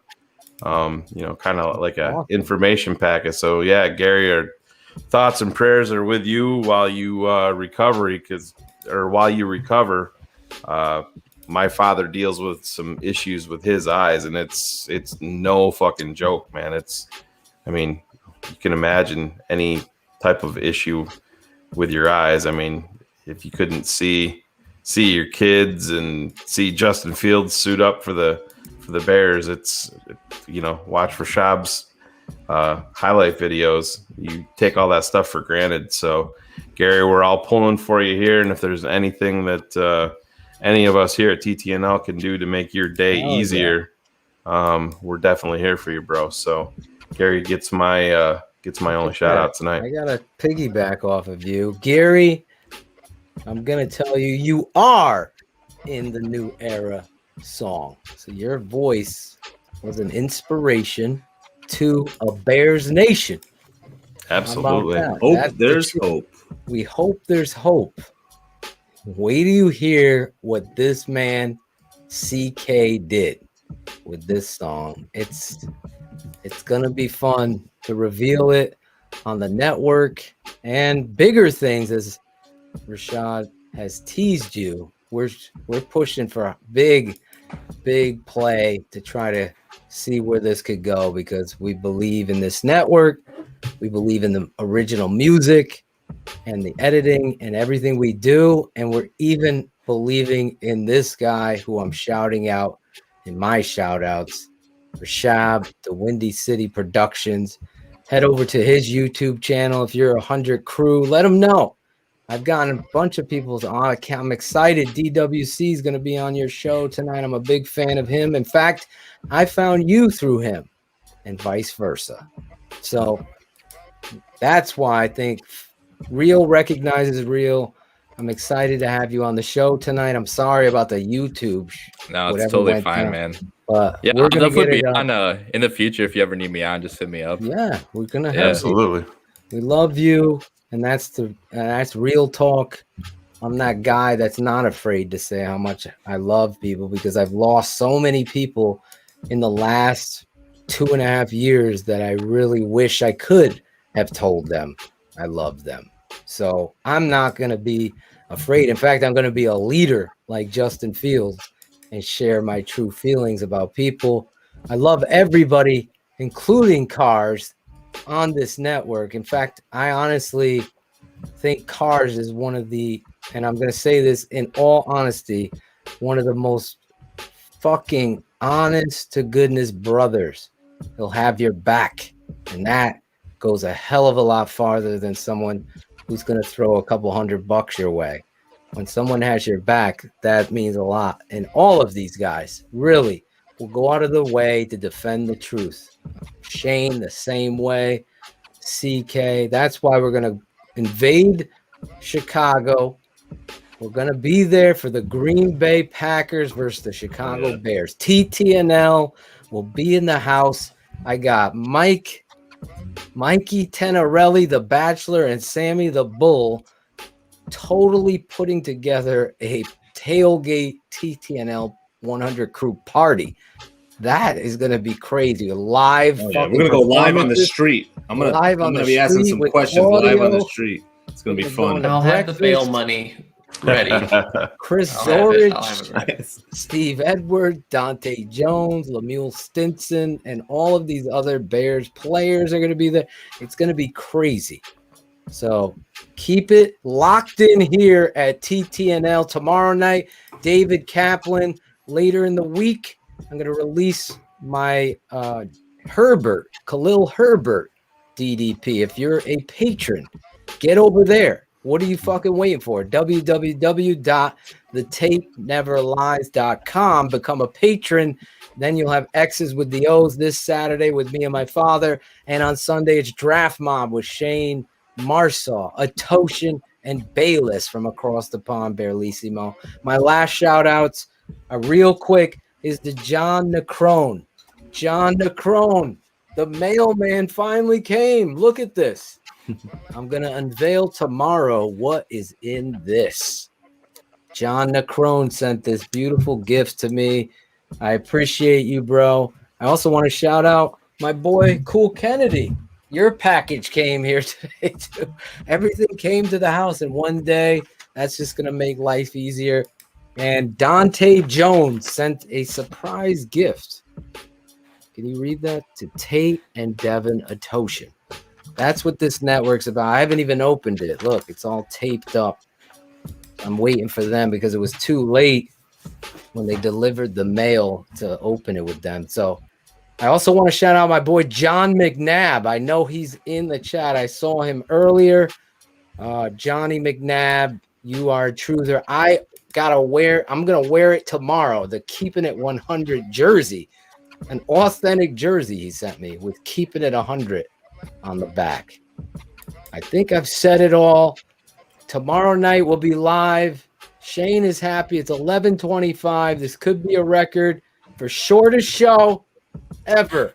Yeah. TT. You haven't stopped talking yet. So let's not get ahead of ourselves. Last time that happened, Real there was a quick. 45-minute speech, and then exactly. we were way over. Let me tell you this story real quick. No, I'm joking. Guys, amazing show. Once again, love to everybody. I don't know what we're going to go. What are we rolling out with? We got to produce an outro, CK, where we can give all the credit. I want to shout out Chris Jackal, Cherie, who helped produce the Open, pulling all those Zorich highlights and clips. I want to thank Tooch for the graphics work. TTNL Swag Shop. Yeah. Get yourself some swag, some Keep It at 100. Oh my God, we fucking finally got an offensive tackle shirt. All of that shit. Get over there. Enjoy the night. We'll see you back here tomorrow. Hopefully YouTube is great. We'll give you another CK song to ride us out. It's called Fuck the Blog Boys. Bye. Real quick. David Montgomery, because a lot of these blog boys, these fucking stat trolls, you'll see the fucking blog boys talking about this. Blog boys and haters, trolls on Twitter, false manipulators. Oh yeah, blog boys and haters, trolls on Twitter, snap manipulators. Oh yeah.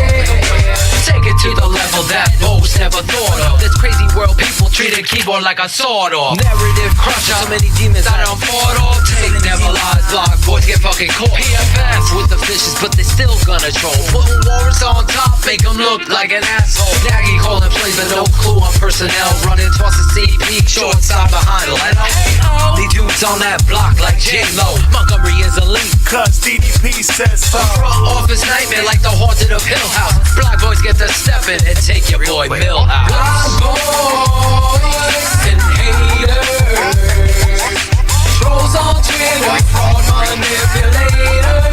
Oh yeah, black boys and haters, trolls on Twitter, snap manipulators. Oh yeah. Word.